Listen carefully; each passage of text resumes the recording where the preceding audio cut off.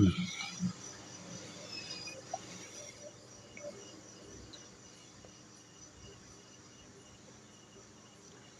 นดีต้อนรับสู่ TikTok Live ทุกท่านทุกคนนะครับ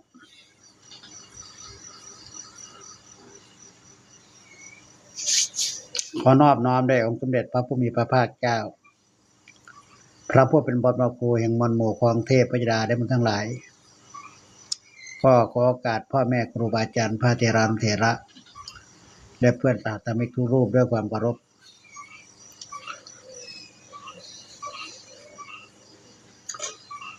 ขอเจริญสุขเจริญพรมายังคณะบรรดาญาติโยมสาธุชนคนดีทั้งหลายผู้ใฝ่ในศีลผู้ใฝ่ในธรรมใฝ่ในบุญใฝ่ในกุศลคุณงามความดีทั้งหลายตอนนี้กลางคืนก็จะมีเสียงคางคกมันร้องข้างๆกุฏิเนี่ยมันมีบวกน้ำนิดหน่อยนะบวกน้ำฝนตกแล้วก็มีบวกน้ำที่สุนัขมันขุดไว้หมามันกลนไว้มันก็เลยมีน้ำหงกันหน่อยเขียดจะหน้าหรือว่าเขียดข้างๆมันก็ไปลงไข่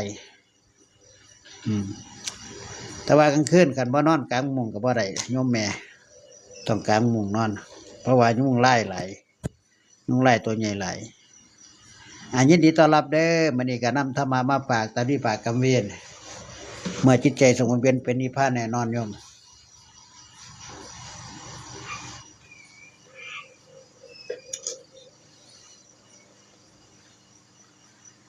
ก็2 ทุ่มนะใกล้จะฮอด2 ทุ่มแล้วล่ะนี่ก็มา19 นาฬิกากว่าๆน่ะมาพบกับญาติโยมมาฟังธรรมะกันในเรื่องพระไตรปิฎกนะครับเล่ม25เว้ามาถึงเมื่อคืนก็เว้าไปถึงเรื่องไปถึงข้อ219นะอันนี้ก็มาฟังกันต่อในข้อ220ข้อ220เนี่ยในวรรคหาเพิ่นบอกว่าธรรมสูตรโยมคือในวรรคที่5นี่ธรรมสูตรในหัวข้อ220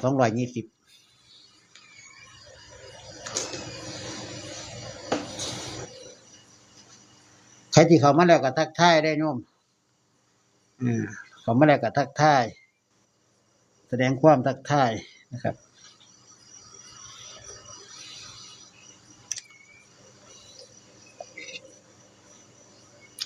ฝนตกก็ย่างตากฝนแน่ก็เป็นหวัดเด้เพิ่นมันเป็นฝนแบบฝนบ่คือแต่ก่อนเนี่ยตากได้ทั้งมือดำหน้าได้ทั้งมือดำหน้าตากฝนเปียกฝนกินข้าวในกันแท่หน้าเนาะสมัยก่อนสมัยตอนเป็นหนุ่มเฮ็ดหน้ากินข้าวในกันแท่หน้าใส่หมวกน้ำฝนก็ไหลลงน้ำหมวกพอกับปนป่าพอดีเพื่อสิกินข้าวแล้วน้ำฝนเต็มกับปนป่ากินลำบากเด้ตอนที่ทำหน้าอยู่เนี่ยลำบากเด้อาชีพเจ้าหน้าเพราะแม่นเล่นเด้กินข้าวตากฝนในกันแท่หน้าสมัยก่อนนะแต่ว่าอาหารการกินกับบ่บ่อยากย่างไปไถกับพ่อไถหน้าจังที่กะบักหอยโข่งมันแล่นป่นไถเนี่ยขันไปไถตอน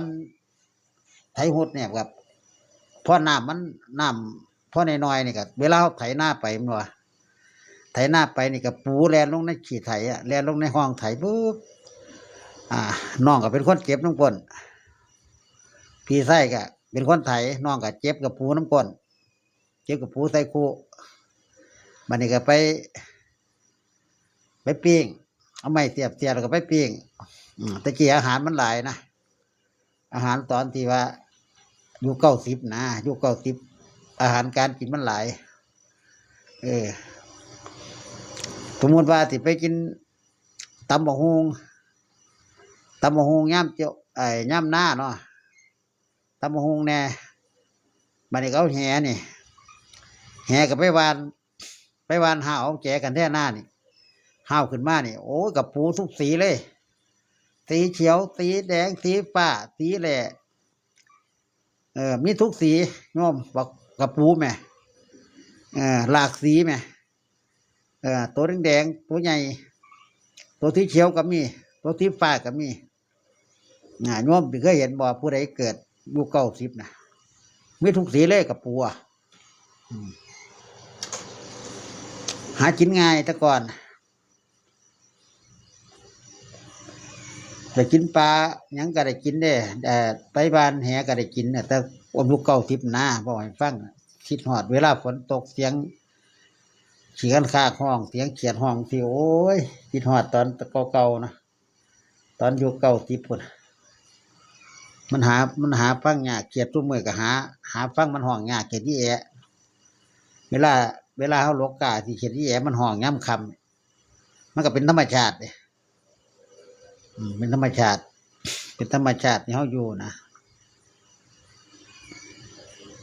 นั่นชีวิตของชาวนากับฟังเสียงสัตว์สาราสิ่งมันห้องนะเสียงเขียดเสียงปูปลาหน้าน้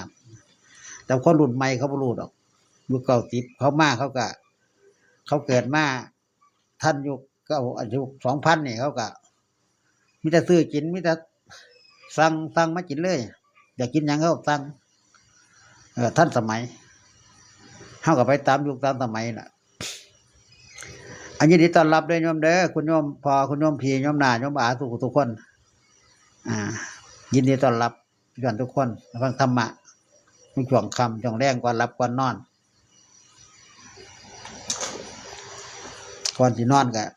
นั่งสมาธิภาวนาไว้ที่พึ่งสุดท้ายของเฮาก็คือภาวนา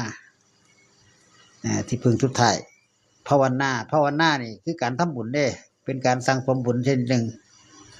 แต่ส่วนมากคนเหตุการณ์เหตุงานมากไม่ค่อยได้นั่งหรอกเพราะว่าเมื่อยล้าจากการทำงานสินะก็ไม่ค่อยได้นั่งภาวนาปานใดหรอกเพราะว่าเมื่อยล้า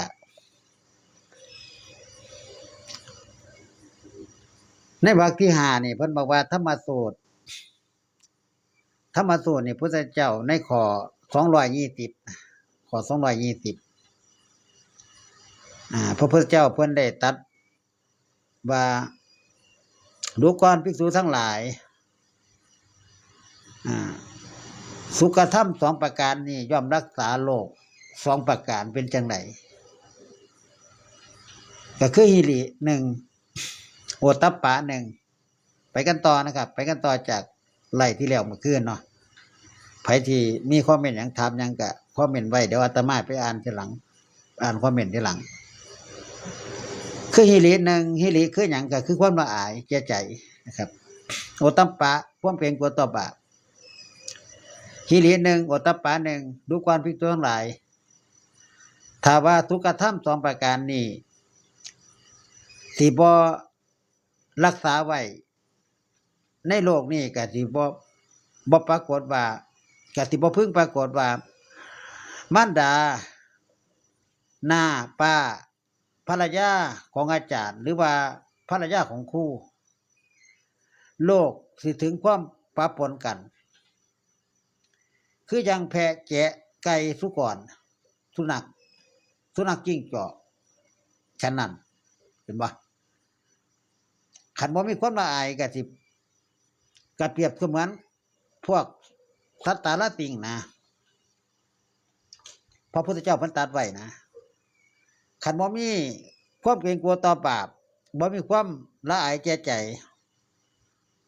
ก็สิเปรียบเสมือนกับพวกไก่พวกนกหนูปูปีกนะสัตว์ตาละติงพวกสุนัขพวกหยังสินะคนเฮาเป็นจังซั่นนะเพิ่นก็เลยตั้งความละอายไว้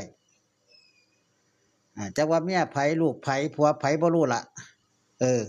ขนาดมีธรรมะของพุทธเจ้าปานนี้คนก็ยังเป็นปานนี้เนาะยังเป็นปานนี้ยังบ่เก่งกลัวบาปกรรมเลยยังไปฝืนธรรมชาติฝืนธรรมของพุทธเจ้าตลอดเห็นบ่ในพระไตรปิฎกเด้เอามาบอกฟังบ่แม่นอาตมามาสอนเด้ในพระไตรปิฎกมาบอกฟังต้องมีหิริต้องมีความเกรงกลัวต่อบาปมีความละอายใจนะครับ ดูก่อนภิกษุทั้งหลายก็เพราะว่าเหตุสุขธรรมสองประการนี้ยังรักษาโลกอยู่มันรักษาโลกเฮาอยู่เด้ฉะนั้นจึงบ่ปรากฏว่ามารดาหน้าป้าภรรยาของอาจารย์หรือว่าภรรยาของครู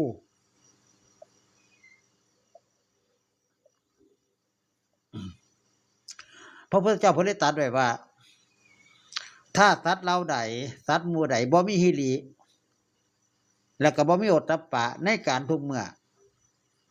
สัตว์เหล่านั้นมีสุขธรรมเป็นมูลปาดไปแล้ว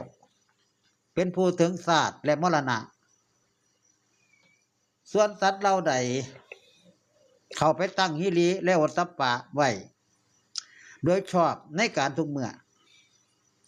สัตว์เหล่านั้นก็มีพรหมจรรย์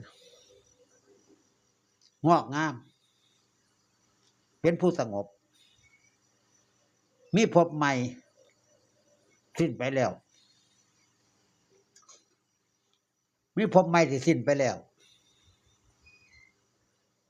นี่คือพระพุทธเจ้าเพิ่นตรัสไว้จังซี่ในข้อ221เพิ่นบอกว่าอาชาตบุตรหรือว่าอาชาตสูตรอาชาตสูตรนี่ล่ะพุทธเจ้าเพิ่นได้ตรัสไว้ให้ภิกษุทั้งหลายพวกเฮาฟังว่าดูก่อนภิกษุทั้งหลายธรรมชาติอันใหม่อันบ่เกิดแล้วธรรมชาติอันบ่เกิดแล้วบ่เป็นแล้วอันเป็นปัจจัยบ่ทำแล้วบ่ปรุงแต่งแล้วมีอยู่เพิ่นว่ามันมีอยู่ดูก่อนภิกษุทั้งหลายพุทธเจ้าว่าถ้าว่าธรรมชาติอันบ่เกิดแล้วบ่เป็นแล้วอันปัจจัยบ่ทำแล้วเนี่ยบ่ปรุงแต่งแล้วสิบ่ได้มีแล้วการสลัดออกถึงธรรมชาติที่เกิดแล้วเป็นแล้วปัจจัยทำแล้วปรุงแล้วเนี่ยที่บ่พึงปรากฏในโลกนี้เลยเพิ่นว่าดูก่อนภิกษุทั้งหลายก็เพราะว่าเหตุที่ธรรมชาติอันบ่เกิดแล้วบ่เป็นแล้วอันปัจจัยทำแล้วบ่ปรุงแล้วมีอยู่ฉะนั้นการสลัดออกซึ่งธรรมชาติที่เกิดแล้วเป็นแล้วเนี่ยอันปัจจัยปรุงแล้วทำแล้วเนี่ยจังที่ปรากฏพุทธเจ้าได้ตรัสว่าธรรมชาติอันเกิดแล้วมีแล้วเกิดขึ้นแล้วพร้อมแล้วอันปัจจัยทำแล้วปรุงแล้วเนี่ย ปรุงแต่งขึ้นแล้วเพิ่นบอกว่ามันบ่ยั่งยืนธรรมชาตินี่บ่ยั่งยืนมันปะปนกันละคนเข้าไปเลยด้วยความแก่ความชราสุดท้ายคือมรณะเป็นหั่งแห่งโลกแล้วก็ผุพังมีอาหารและตัณหาเป็นแดนเกิดเห็นป่ะอาหารและตัณหาความอยากเป็นแดนเกิด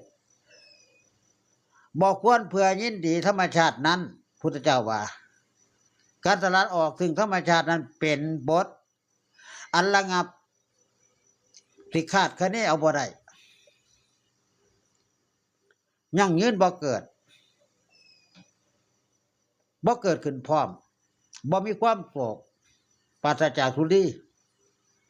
ความดับแห่งทุกขธรรมทั้งหลายความดับแห่งทุกขธรรมทั้งหลายแต่คือความจิตสังขารสงบระงับนั่นแหละมันก็เป็นสุขความจิตสังขารระงับมันก็เป็นสุขนั่นคืออาชาติสูตรได้โยมเด้อที่บอกไปนั่นคืออาชาติสูตรชาติคือการเกิดของตัณหาเกิดของการปรุงแต่งเกิดของหลายๆอย่างที่มันปรุงแต่งนั่นแหละคือเขาเรียกว่าอาชาติสูตรในข้อ222เพิ่นบอกว่าธาตุสูตรธาตุสูตรนี่แหละธาตุสูตรในวรรคที่7เนี่ยพระพุทธเจ้าเพิ่นบอกว่าดูก่อนภิกษุทั้งหลายนิพพานธาตุ2ประการนี้2ประการเป็นไฉนคือสวุปปทิเสสนิพพานธาตุหนึ่งแล้วก็อนุปปาทิเสสนิพพานธาตุหนึ่ง ดูกราภิกษุทั้งหลายกะทวุปฏิเสธนิพพานธาตุเป็นจังใดภิกษุในธรรมวินัยนี่เป็นพระอรหันตขีณาสพ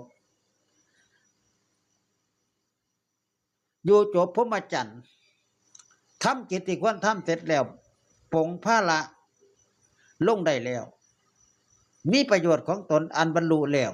มีสังโยชน์ในภพนี้สิ้นรอบแล้วหลุดพ้นแล้วเพราะความหูโดยรอบเพราะความหูโดยธรรมโดยชอบภิกษุนั้นย่อมเสวยอารมณ์ที่พึงพอใจและก็บ่พึงพอใจ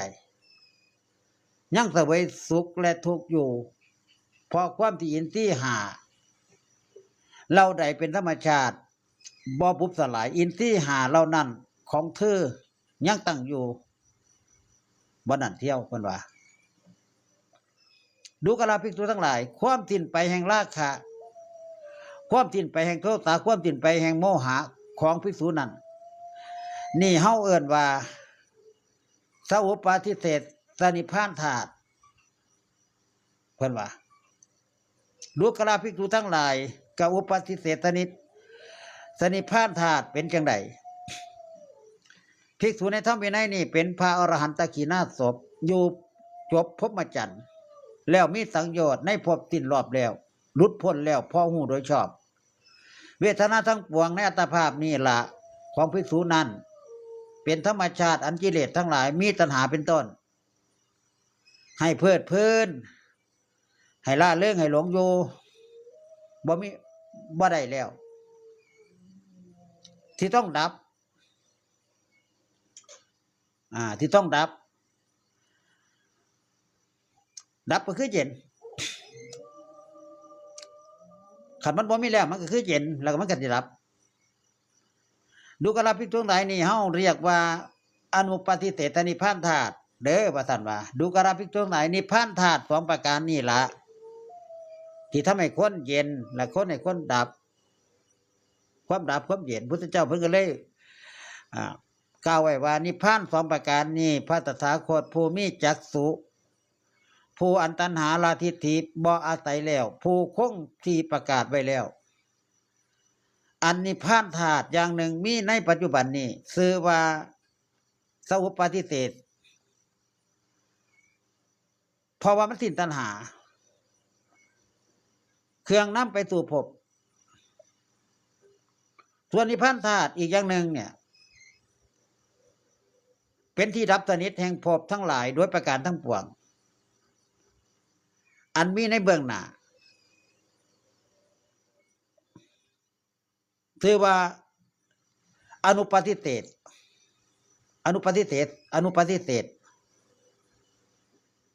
ชนหมู่ใดชนเราใดหู้บทอันปัจจัยบ่ปรุงแต่งแล้วเนี่ยมีจิตหลุดพ้นแล้วเพราะสิ้นตัณหาเครื่องนำไปสู่ภพชนเหล่านั้นยึดดีแล้วในนิพพานเป็นที่สิ้นกิเลสเพราะบรรลุธรรมอันเป็นสละเป็นคู่คงที่รับภพได้ทั้งเบิดนี่พุทธเจ้าเพิ่นตรัสไว้จังซี่ในวรรคที่8เพิ่นบอกว่าตัลลานสูตรในข้อ223พระพุทธเจ้าเพิ่นบอกว่าแม่นอยู่พระสูตรนี้พระภูมิภาคเจ้าตัดแล้วเด้อว่าซั่นพระสูตรนี้พระภูมิภาคเจ้าเพิ่นตัดแล้ว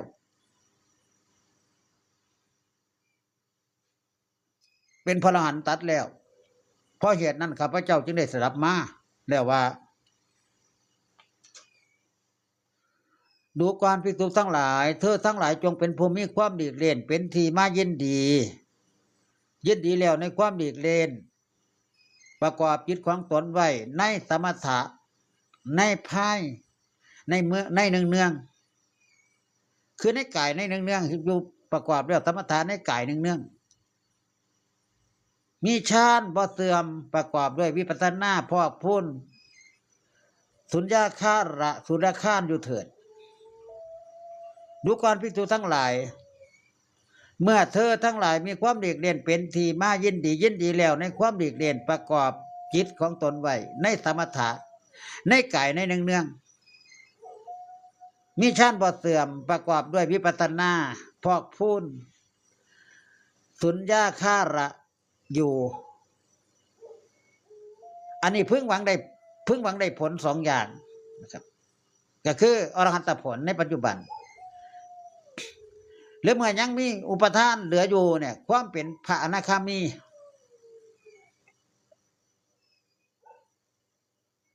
ก็บ่เกิดถ้ามีอุปทานอยู่นะครับว่าจะได้โยมขอดูพระพุทธรูปหน่อยครับพุทธใส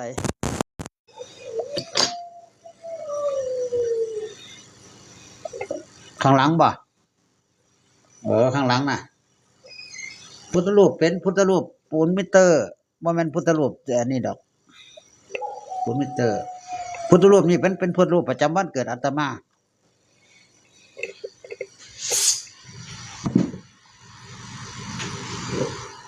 อยากเบิ่งนะให้เบิ่งนี่ไง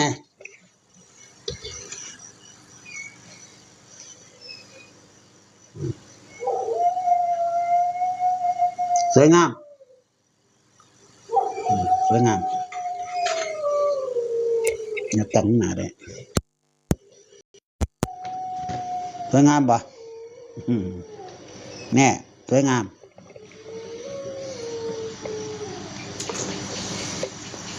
มีหลายองค์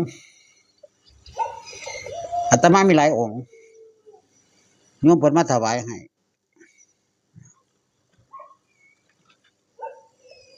โยมถวายให้องค์นี้สวยองค์หนึ่งจะนั่งองค์หนึ่งที่เป็นนั่งสมาธินั่งสมาธิสวยบ่มีสามรูปมีสามอันนี้เขาเอ่นว่าแต่ว่าพระเขาเอ่นว่ารูปนี่เพิ่นก็เฮาก็อยู่กับพระพุทธรูปนั่นล่ะอยู่กับพุทธเจ้าเฮ็ดให้เฮาแบบนอนหลับฝันดีก็ย้อนพุทธเจ้าน่ะ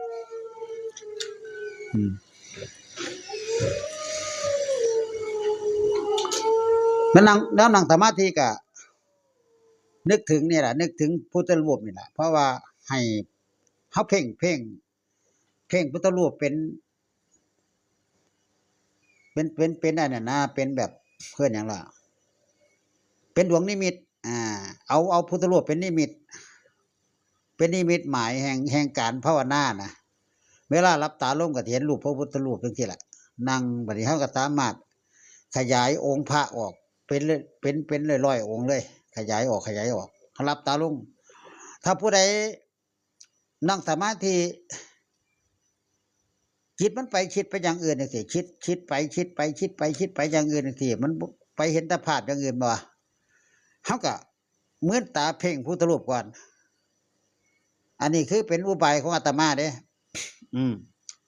อันนี้บ่แม่นเอามาขายเด้โยมเอามาให้เบิ่งอาตมาไม่ชมให้เบิ่งว่า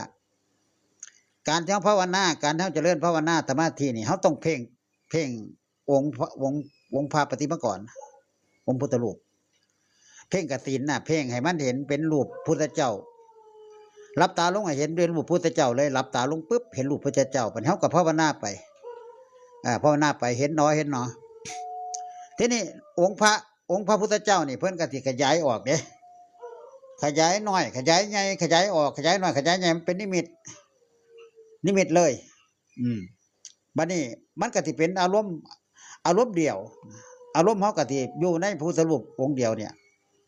เป็นองค์เดียวเพราะว่าอาจารย์สอนมาอย่างนั้นนะอาตมาก็เลยถือเอาพระพุทธรูปนี่เป็นประฐานเป็นตัวยึดจิตนะไม่จิตวอกแวกขันจิตมันสิวอกแวกเหมือนตาเบิ่งพุทธรูปเลยอาจารย์บอกว่าขันมันเห็นภาพอย่างอื่นเนี่ยเหมือนตาเบิ่งพุทธรูปอย่างเดียวให้มันติดตาขันผู้ใดว่าติดตากับเบิ่งให้ติดตาแล้วสมาธิมันจะเกิด สมาธิจิตมันสิเกิดเลย เกิดแล้วมันก็นิ่งแล้วก็เบาสบายคือปุ๋ยนุ่นอ่ะไปเรื่อยๆจนกระทั่งว่านั่งที่แรกๆมันก็ที่เป็นแสงโอภาส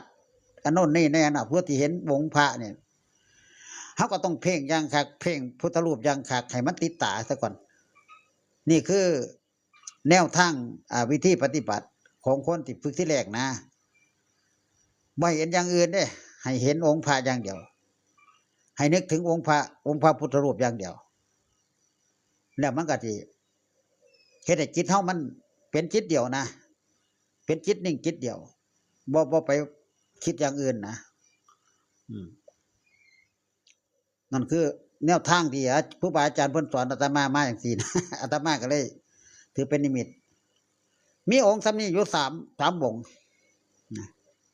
แล้วนั่นก็เป็นที่เป็นองค์ทองเหลืององค์เล็กแน่เป็นพระประจำวันเกิดอาตมานะ3 องค์องค์หนึ่งก็ที่เป็นปางสมาธิองค์หนึ่งก็ที่เป็นปางห้ามญาตินะครับแต่ส่วนมากเนี่ยอาตมาที่ชอบปางห้ามญาติปางห้ามญาติ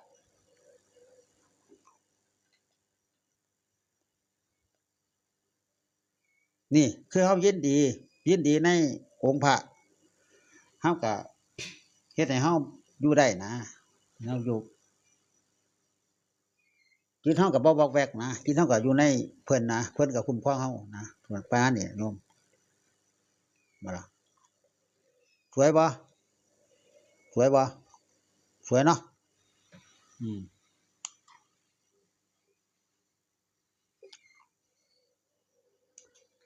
ฟังธรรมะไปนั่มเบิ่งพระพุทธรูปไปนั่มเด้อ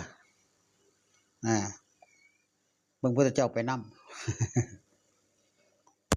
อยู่บ้านบ่มีติโยมอยู่บ้านโยมบ่มีติบ่รู้ว่าองค์หนึ่งจักบาทเด้อาตมาก็บ่ได้ซื้อเนาะโยมเพิ่นมาถวายบ่รู้ว่าองค์ละจักบาทอาตมาก็ไปถามซื้อเอาเด้อในตลาดร้านเขาขายผ่านนั่นแหละแต่ว่าอาตมาบ่ได้ซื้อโยมเพิ่นมาถวายให้ก็เลยบูชาก็เลยไว้สักการะบูชานะ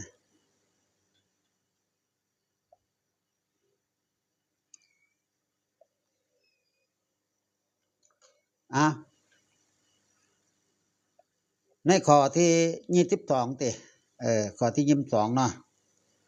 เพิ่นบอกว่าชนเราใดมีจิตสงบแล้วเนี่ยมีปัญญาเป็นเครื่องรักษาตนมีสติคนระลึกได้มีสติมีฌานนะมีสติแล้วก็มีฌานบ่มีความเพ่งเล็งในกามทั้งหลายเห็นบ่บ่มีความเพ่งเล็งในกามทั้งหลายพุทธเจ้าว่าขันคนบ่เพ่งเล็งในกามทั้งหลายนี่ย่อมเห็นอย่างเห็นแจ้งในธรรมโดยชอบเห็นแจ้งในธรรมโดยชอบเป็นผู้ยินดีแล้วในความบ่ประมาทมีความปกติเห็นภัยในความบ่ประมาทชนเหล่านั้นเป็นผู้บ่ควรเพื่อความเสื่อมหลอกย่อมมีในที่ใกล้นิพพานแล้วย่อมมีในที่ใกล้นิพพานประมาณนั้นในวรรคที่9เพิ่นบอกว่า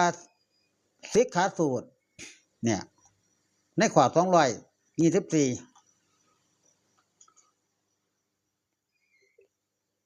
วรรคที่9เพิ่นว่าสิกขาสูตรเนี่ยพระพุทธเจ้าเพิ่นตรัสไว้ว่าเธอทั้งหลายจงเป็นผู้มีสิกขาเป็นอานิสงส์มีปัญญายิ่งมีวิมุตติเป็นสาระมีสติเป็นใหญ่อยู่เด้อว่าท่านพระพุทธเจ้าว่าให้มีสติเป็นใหญ่เด้อเมื่อเธอทั้งหลายมีสิกขาเป็นอานิสงส์มีปัญญายิ่งมีวิมุตติเป็นสาระมีสติเป็นใหญ่อยู่เพิ่งหวังผล2อย่างใดอย่างหนึ่งคืออรหัตผลในปัจจุบันเหลือเมื่อยังมีอุปทานเหลืออยู่เนี่ยความเป็นพระอนาคามี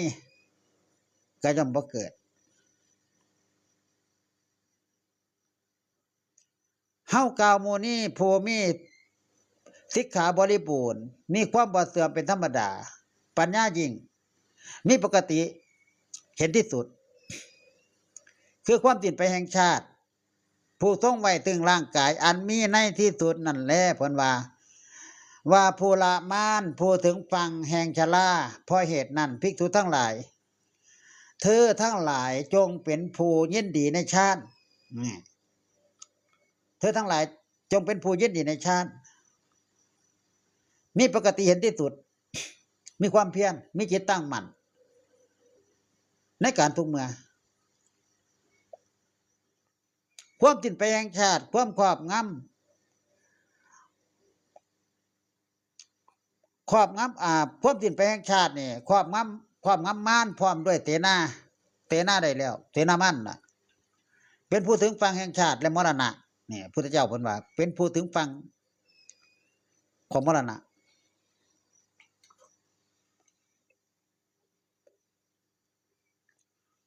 ชาคริยสูตรในข้อ225เพิ่นบอกว่าภิกษุทั้งหลาย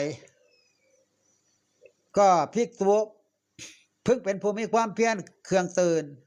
ให้เห็นความเพียรเป็นเครื่องตื่นอยู่นะคือมีสติสัมปชัญญะมีจิตมั่นคงมีจิตตั้งมั่นเบิกบานผ่องใสแล้วก็พึงเป็นผู้เห็นแจ้งในกุศลธรรมทั้งหลายสมควรแก่การในการประกอบกรรมฐานนั่นเนืองๆเด้อว่าซั่นเพิ่นบอกให้ภิกษุว่าให้มีกรรมฐานอยู่เนืองๆเด้อว่าซั่นเพิ่นว่าดูกระภิกษุทั้งหลายเมื่อภิกษุมีความเพียรเป็นเครื่องตื่นมีสติสัมปชัญญะมีจิตตั้งมั่นเบิกบานผ่องใสเห็นแจ้งในกุศลธรรมทั้งหลายสมควรแก่การในการประกอบกรรมฐานนั่นเนืองๆอันนี้เพิ่นบอกว่าจะต้องพึงหวังผล2อย่างใดอย่างหนึ่งคืออรหัตผลในปัจจุบันหรือเมื่อยังมีอุปทานเหลืออยู่ความเป็นพระอนาคามีก็ต้องเกิดพระพุทธเจ้าเพิ่นเลยตรัสว่าเธอทั้งหลายตื่นอยู่จงฟังคำนี้เด้อเธอทั้งหลายตื่นอยู่จงฟังคำนี้เธอเราได้รับแล้วเธอเรานั่นจงตื่นความเป็นผู้ตื่นจากความหลับเป็นคุณอันประเสริฐพอภัยย่อมบ่มีแก่ผู้ตื่นอยู่พุทธเจ้าว่าภัยคุกคามย่อมบ่มีแก่ผู้ตื่นอยู่เสมอผู้ตื่นอยู่มีสัมปชัญญะมีสติสัมปชัญญะมีจิตตั้งมั่นเบิกบานและผ่องใสพิจารณาธรรมอยู่โดยชอบโดยการอันควรผู้นั้นมีสมาธิเป็นธรรมเอกพุทธขึ้นพึงกำจัดความมืดเสียได้เพิ่นว่าให้จัดความมืดเสียเพราะเหตุนั้นล่ะภิกษุพึงครบธรรมเครื่องเป็นผู้ตื่นภิกษุผู้มีความเพียรมีปัญญาเป็นเครื่องรักษาตนมีปกติได้ฌานตัดกิเลสเครื่องประกอบตัดไว้ด้วยชาติและชราได้แล้วเพิ่งถูกต้องฌานเพิ่งถูกต้องญาณอันเป็นเครื่องตรัสรู้อย่างยอดเยี่ยมในอัตภาพนี่แหละเพิ่นว่า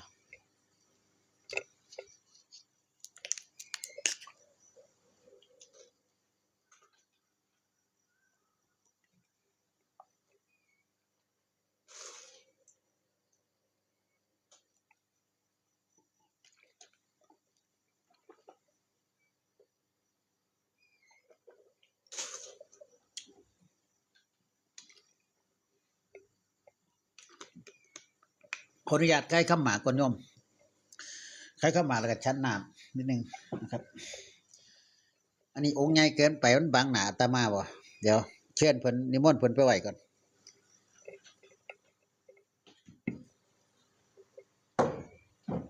เอาองค์ใหม่มาเบิ่ง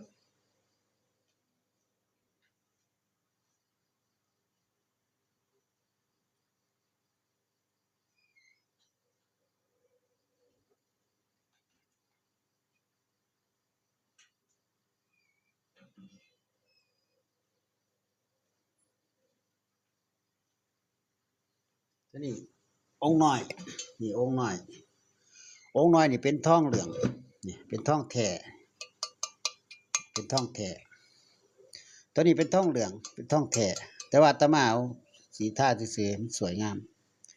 นี่องค์นี้เป็นทองแท้องค์น้อย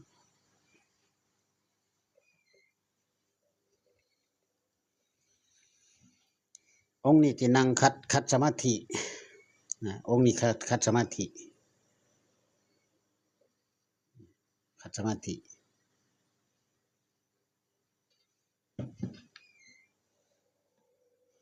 เวลาเจริญกรรมฐานก็ใส่พระนี่ล่ะเพราะว่าเพิ่นเพ่งพระนี่ล่ะให้มันเป็นจิตให้มันเป็นดวงธรรมคือดวงธรรมขององค์พระนี่ล่ะเป็นประธานเป็นตัวยึดนะเป็นตัวยึดให้เฮาได้จิตบ่วอกแวกนะให้จิตเฮาบ่วอกแวกประมาณนี้ก็ใส่ระบบนี่แหละเพราะว่าขันเฮาบ่ใส่ระบบนี่มันก็สิ เฮ็ดให้จิตเฮานี่วอกแวกแล้วก็สิคิดไปมันสิคิดไป108เด้จิตคนมันบ่แม่นจิต บ่แม่นว่าสิได้แต่ไปอารมณ์เดียวเด้มันต้องเพ่งพุทธรูปนะใส่ระบบเพ่งพุทธรูป เพื่อเห็นให้มันเด่นดวงธรรมบางคนก็เพ่งลูกแก้วลูกแก้วใสๆลูกแก้วใสๆเจ็บเพ่งเป็นลูกแก้วให้คือจังดวงแก้วใสนะบางคนก็เพ่งแต่ว่ามันถนัดคนละแบบนะแต่ว่าอาตมาถนัดทั้งพระพุทธรูปว่าเจริญกรรมฐานสินะนั่งเจริญอาตมาผ่อนรับตาลงก็เห็นองค์พระที่นะเวลานั่งสมาธิเห็นองค์พระพุทธรูปพิจารณากายเพิ่นก็สิขยายออกขยายเข้าขยายใหญ่ออกหลายๆรูปแตกแขนงไปเรื่อยๆสินะมันก็เฮ็ดให้มีความสุขเด้สมาธิก็เป็นยาชนิดหนึ่งเด้เป็นยาชนิดหนึ่งสมาธิขันบ่ได้นั่งขันบ่ได้ฝึกขันบ่ได้นั่งก่อนนอนที่ก็นอนบ่หลับนะมันเป็นยาชนิดหนึ่งคือกันตื่นเช้ามาต้องภาวนาคำมาก่อนนอนก็ต้องภาวนาประมาณนี้มันเป็นจังซั่นนะเป็นยาขนาดหนึ่งคือกันขนาดหนึ่งที่เฮาแบบต้องให้มันติดมันม่วนน่ะมันม่วน หมู่ที่ติดเสียนยังติดเสียนเนาะบ่ได้ทำความสะอาดโยมขออภัยอปัจจสูตรเนาะอปัจจสูตรนี่เพิ่นบอกว่าข้อ226พระพุทธเจ้าเฮาเพิ่นก็ตัดไว้เนาะว่าดูก่อนภิกษุทั้งหลายชน2พวกนี้สิเกิดในอบายสิเกิดในนรกเพราะบ่ละความประพฤติชั่วช้าเห็นบ่สิเกิดในนรกเพราะว่าบ่ละความชั่วช้า2พวกเป็นไฉนคน2พวกนี้เป็นจังไดที่บ่ละความชั่วช้าเพราะว่าไปเกิดในนรกคือ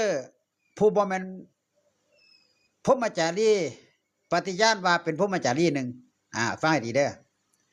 คนที่ไปเกิดในนรก2จำพวกเนี่ยคือบ่แม่นพรหมจารีปฏิญาณตนว่าเป็นพรหมจารีหนึ่งแล้วก็ผู้ตามกำจัดชนผู้ประพฤติพรหมจรรย์อันบริสุทธิ์บริบูรณ์ด้วยอพรหมจรรย์อันบ่มีมูลหนึ่งนี่2จำพวกเนี่ยตามกำจัดเขานะตามกำจัดเขาตามคัดค้านเขาตามทัดท่านเขาสินะก็เลยเพิ่นบอกว่าเป็นชน2จำพวกนี่แหละไปตัวบ่ายไปตรงนรกนะพุทธเจ้าเลยบอกว่าดูก่อนภิกษุทั้งหลายชน2พวกนี้ละสิเกิดในอบายสิเกิดในนรกเพราะหยังโยมพ่อโยมแม่เพราะว่าบ่ละความประพฤติชั่วช้านี่คือบ่ทิ่มนิสัยเก่าน่ะอุปนิสัยติดมาตั้งแต่เกิดคือเป็นคนพาลก็ต้องเป็นคนพาลตลอดจังซี่นะก็ต้องเป็นจังซี่คือบ่ละคันบ่ละได้บ่ปฏิบัติใหม่ก็สิต้องไปสู่อบายตกนรกสินะพุทธเจ้าเพิ่นตรัสไว้จังซั่นเพิ่นจังกล่าวว่าชนผู้เก่าคำบ่จริงชนผู้เก่าคำบ่แม่นย่อมเข้าถึงนรก กาลว่าหรือชนใดทำบาปกรรมแล้วกล่าวว่าบ่ได้เหตุบ่ได้ทำเฮ็ดบาปแล้วว่าบ่ได้เฮ็ดลักของเขาแล้วว่าบ่ได้ลักตัวเขาแล้วว่าบ่ได้ตัวถึงมันว่าคนทั้งสองนั้นย่อมเข้าถึงนรกคือกันชนทั้งสองพวกนั้นเป็นมนุษย์ผู้มีกรรมเด้อผู้มีกรรมอันเลวทรามละไปแล้วย่อมเป็นผู้เสมอกันในโลกหน้าคนเป็นส่วนมากนี่อันผ่ากาสาวะพัดอันผ่ากาสาวะพันข้อมีทำอันละโมกบ่สำรวมคนละโมกเหล่านั้นย่อมเข้าถึงนรกเพราะกรรมอันละโมกทั้งหลาย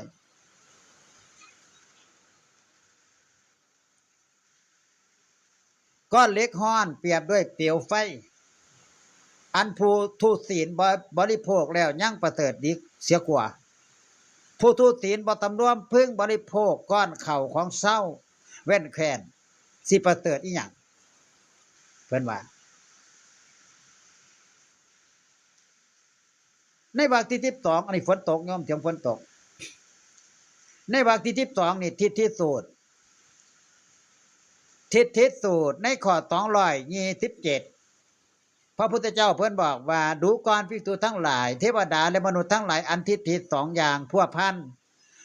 แล้วเนี่ย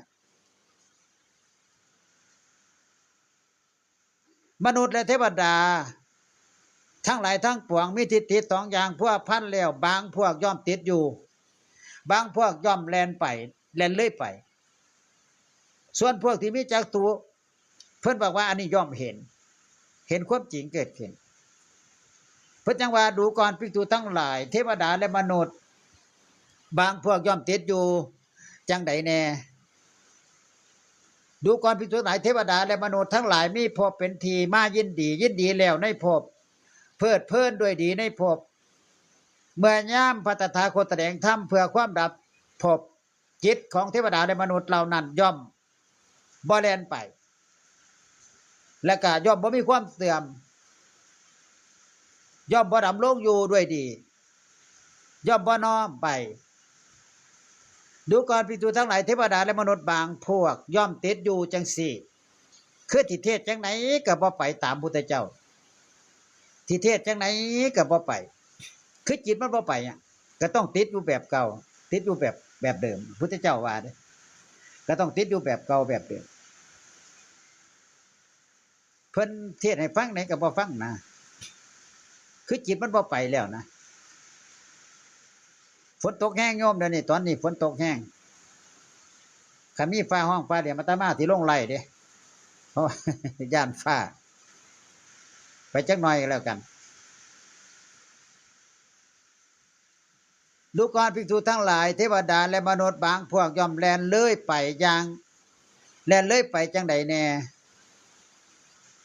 ไปแบบใดพระท่านเพิ่นก็เลยบอกว่ากับเทวดาและมนุษย์บางพวกอึดอัดละอาเกียรติสั่งอยู่ด้วยพนันแลอยู่ด้วยแบบนั้นละอยู่ด้วยภพนั้นละย่อมเพลิดเพลินความขาดศูนย์ว่าแน่ท่านผู้เจริญทั้งหลายได้ยินว่าเมื่อใดตนนี้เมื่อตายไปย่อมขาดศูนย์ย่อมพินาศเบื้องแต่ตายย่อมบ่เกิดอีกนี่ละเอียดนี่ปานนี้อันนี้ท่องแท้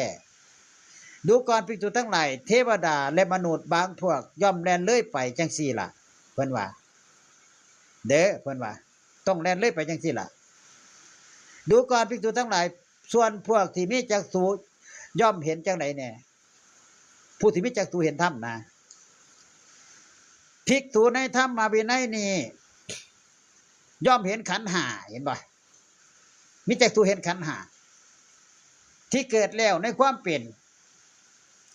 ขันธ์ห้าที่เกิดแล้ว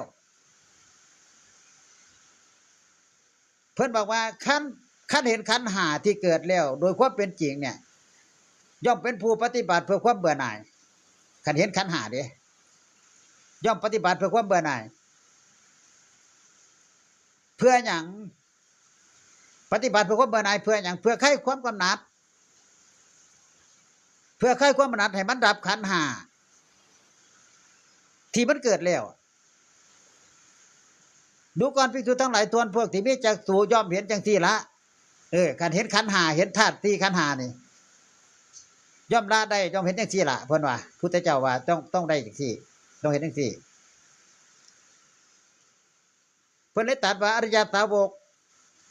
ผู้ใดผู้หนึ่งก็ตามเห็นขันธ์ห้าที่เกิดแล้วแล้วก็ทำเป็นเครื่องก้าวล่วงขันธ์ห้าที่เกิดแล้วโดยความเป็นจริงอันนี้ย่อมน้อมไปในนิพพานตามความเป็นจริงเพราะว่าภาวะตัณหาหมดสิ้นไปถ้าวริยสาวกนั้นกำหนดรู้ขันธ์ห้าที่เกิดแล้วปราศจากตัณหาในภพน้อยและภพใหญ่แล้วเนี่ยภิกษุทั้งหลายย่อมบ่มาสู่ภพใหม่เพราะอย่างโยมพ่อโยมแม่เพราะว่าความบ่เกิดแห่งอัตภาพที่เกิดแล้วเนี่ยมันบ่มีมันสิ้นแล้วเห็นบ่อันนี้บ่แม่นเว้าเดาดนในพระไตรปิฎกเด้โยมในพระไตรปิฎกเด้แต่ว่าอาตมาบ่ได้เว้าภาษาไทยนะเว้าภาษาอีสานจบวรรคที่2ถึงเบิดนี่รวมพระสูตรที่มีมาในวรรคนี้ทั้งเบิดก็12วรรคที่กล่าวมาทั้งเบิดเลยที่ฟังมาแล้ว12วรรคแต่ว่าอาตมาเว้าแบบย่อๆนะเว้าแบบกระชับเว้าแบบย่อๆบ่ได้เว้าแบบนี่นะเว้าแบบกระชับเอาข้อสรุปถึงเบิด12วรรคเด้อ12วรรคมีวรรคใดแน่ที่เว้ามาแล้วน่ะวิตกสูตรแล้วก็เทศนาสูตรวิชาสูตรปัญญาสูตรธรรมสูตรอาชาสูตรธาตุสูตรสัลลานสูตรสิกขาสูตรชาคริยสูตรอัปปยายสูตรแล้วก็สุดท้ายเลย12ทิฏฐิสูตรเนี่ยเห็นบ่จบทั้ง12วรรคในทุกขานิบาตเด้มันเป็นทุกขานิบาตที่เว้ามาทั้งเบิดเนี่ยอยู่ในหมวดธรรมเสรีทุกขานิบาตจบทุกขานิบาตต่อไปอิติบุตตกะทิกานิบาตวรรคที่1อนันทุติทุกขานิบาตเด้ต่อไปทิกานิบาตต่อไปนี่เป็นวรรคของทิกานิบาตในวรรคที่1วรรคที่1เพิ่นบอกว่าอกุศลมูลสูตรแน่มาถึงตัวนี้เด้อกุศลมูลสูตรที่เฮาเว้าประจำเลยเด้ในหัวข้อ228พระพุทธเจ้าเพิ่นบอกว่าดูก่อนภิกษุทั้งหลายอกุศลมูล3ประการนี้3ประการนี่เป็นจังไดมันคือหยังล่ะอกุศลมูล3ประการนี่แม่นหยังก็คือโลภะเป็นอกุศลมูลที่1โทสะเป็นอกุศลมูล2โมหะเป็นอกุศลมูล3นี่3ประการนี่พระเจ้าได้ว่าดูก่อนภิกษุทั้งหลายเด้ออกุศลมูล3ประการนี่ล่ะคืออย่างแน่โลภะโทสะและโมหะเกิดแล้วในตนย่อมเบียดเบียนบุรุษผู้มีจิตอันละมกย่อมเบียดเบียนผู้มีจิตอันละมกคือขุยของตนเนี่ยย่อมเบียดเบียนไม่ไผ่ขุยเคยเห็นขุยไม่ไผ่คนที่มีขุยขุยของเจ้าของไปเบียดเบียนผู้อื่นไปเบียดเบียนไม่ไผ่ขุยไม่ไผ่ไปเบียดไม่ไผ่อื่นฉะนั้นคือกันเลยนี่คือสูตรที่1สูตรที่2นี่บอกว่าวรรคที่2ธาตุสูตรในวรรคที่2เพิ่นว่าธาตุสูตรในข้อ229พระพุทธเจ้าเพิ่นได้บอกว่าดูก่อนภิกษุทั้งหลายธาตุ3อย่างนี่อย่างเป็น3อย่างนี่เนี่ยมันเป็นจังไดมันมีหยังแน่มันเป็นไฉนนะเป็นไฉนคือเป็นจังไดก็คือรูปธาตุ1อรูปธาตุ1นิโรธธาตุ1ดูก่อนภิกษุทั้งหลายธาตุ3อย่างนี่ล่ะที่เพิ่นบอกว่าชนหมู่ใดพ้นเราใดกำหนดฮู้รูปธาตุแล้วนี่บ่ดำรงอยู่ในอรูปธาตุเมื่อบ่ดำรงอยู่ในอรูปธาตุก็สิน้อมไปได้บัดนี้น้อมไปในนิโรธชนเหล่านั้นเป็นผู้ละมัจจุเสียได้พระธรรมพุทธเจ้าผู้หาอัตวะบ่ได้ถูกต้องอมตะธาตุอันหาอุปธิบ่ได้ด้วยนามกายแล้วก็ทำให้แจ้งซึ่งการสละคืออุปธิย่อมแสดงบทอันบ่มีความโศกปราศจากทุลี ปราศจากทุลี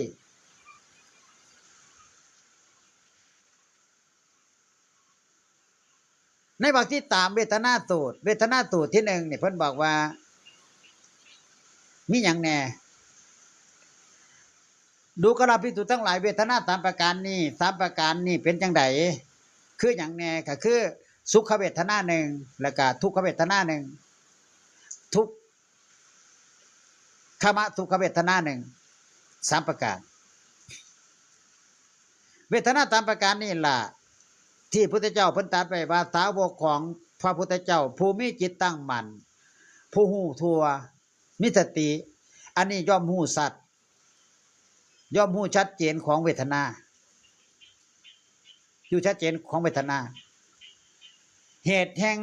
เหตุเกิดแห่งเวทนาอันนี้ย่อมรู้ซึ่งธรรมที่มันดับ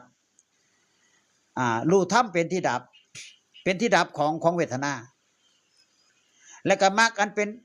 อันให้ถึงความเปลี่ยนไปแห่งเวทนาคือหนทางมรรคภิกษุหายกะหิวแล้วเนี่ยหรือว่าหายหิวแล้วดับรอบแล้วพอความเปลี่ยนไปแห่งเวทนาทั้งหลายคือดับแล้วเขาบอกว่านิโรธ ขออภัยโยม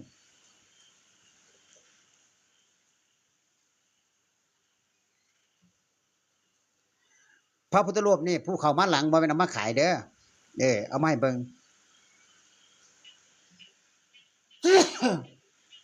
เอามาให้ชมเอามาให้เบิ่งเพราะว่าเวลานั่งสมาธิสิได้เห็นองค์พระนี่โยมมีองค์พระอยู่บ้านบ่มีองค์พระพุทธรูปอยู่บ้านก็เอาตั้งไว้ในหมอนก็ได้เทินก็ถือมันอยู่ระดับสายตาเฮานะเวลานั่งสมาธิเอาพระพุทธรูปนี่ตั้งขึ้นให้อยู่ระดับสายตาอยู่ระดับสายตาเฮาเวลานั่งเฮาเพ่งระดับสายตาเฮาบ่ต้องก้มเบิ่งสิเด้ให้อยู่ระดับสายตาแล้วก็เพ่งคักๆเพ่งพระพุทธรูปเพ่งให้มันเห็นให้มันติดตาเลยคือจังเฮาเพ่งหนังสือล่ะคือจังเฮาต้องสือเพ่งมันก็สิติดตาเพ่งให้มันติดตาให้อยู่ระดับสายตาแล้วก็นั่งเพ่งแล้วก็รับตารับตาไปถ้าองค์พระที่หายเมื่อตาอีกเมื่อตาเบิ่งอีกรับลงอีกจนกว่าที่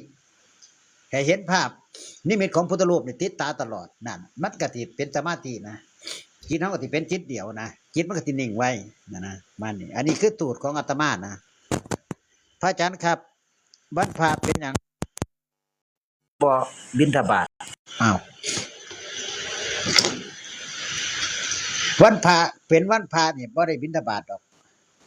มันเป็นบางวัดบางตำบลบางพื้นที่โยมวัดอาตมาก็บ่บิณฑบาตวันพระก็บ่บิณฑบาต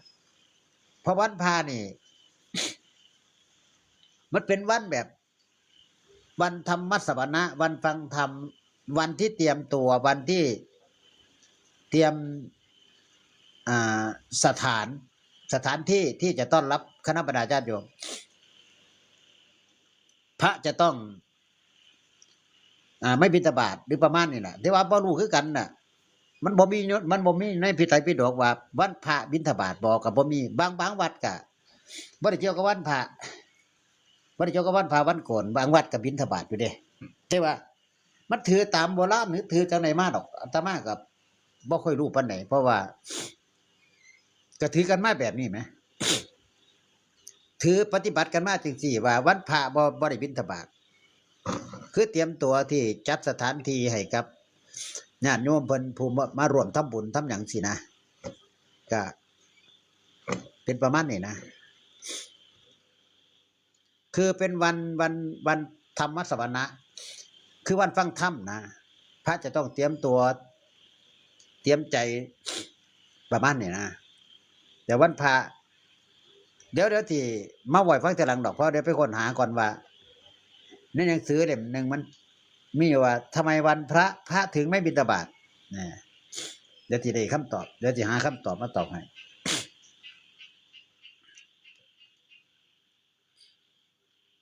ก็มีเป็นบางวัดนะบางวัดบางพื้นที่บ่บิณฑบาตแต่บางวัดเพิ่นก็บิณฑบาตบางวัดส่วนมากวัดในเมืองเนี่ยสิบ่มีวันพระกับบิณฑบาตวันบ่พระกับบิณฑบาตตลอดแต่ว่ามันเป็นกิจของสงฆ์ล่ะแต่นำพระธรรมวินัยก็บ่ เป็นกิจของสงฆ์สงฆ์ต้องบิณฑบาตคือพระสงฆ์บวชมาต้องกิจของสงฆ์ที่หลักๆเลยก็คือบิณฑบาตเลี้ยงชีพนะนั่นแหละคือกิจของสงฆ์บิณฑบาตเลี้ยงชีพ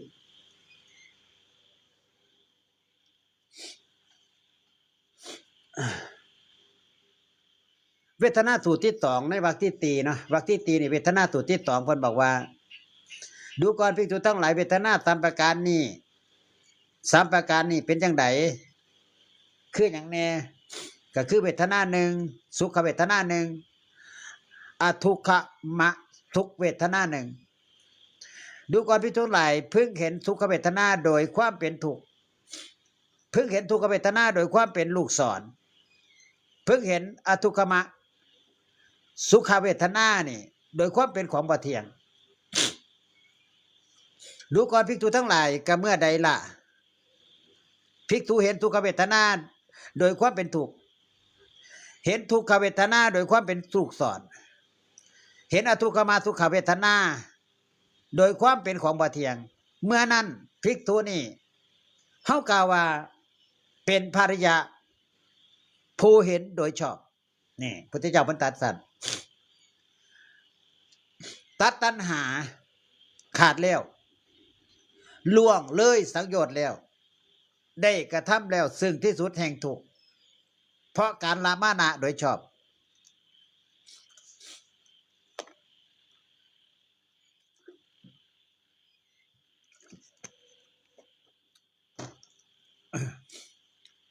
น้ำเปล่าแช่ตู้เย็นอาตมาบ่ฉันกาแฟบ่ดื่มกาแฟเครื่องดื่มทุกชนิดบ่ฉัน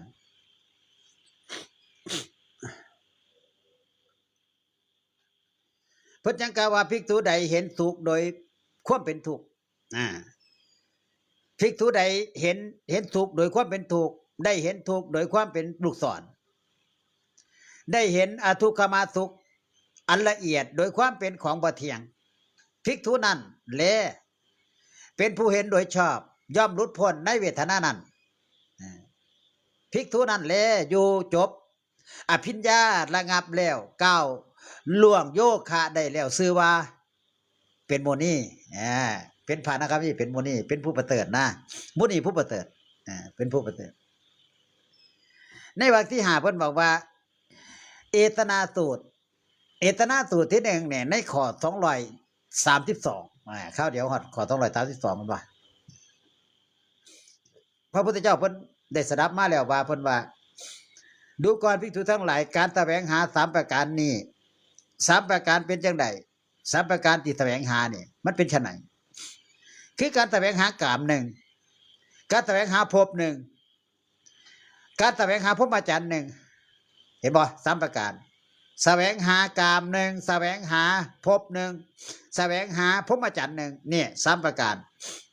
มันเป็นจังได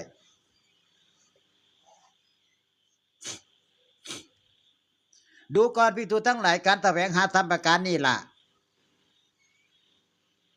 พระพุทธพระภาคได้ตัดเนี่ยความมีแล้วก็ไ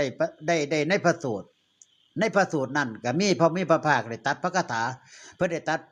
ประพันธ์พระคาถาว่าสาวกของพระพุทธเจ้าผู้มีจิตตั้งมั่นผู้หูทั่วมีสติยอมหูสัตว์ซึ่งการแสวงหาทั้งหลายเหตุเกิดแห่งการแสวงหาทั้งหลายธรรมเป็นที่ดับแห่งการแสวงหาทั้งหลายเห็นปะธรรมเนี่ย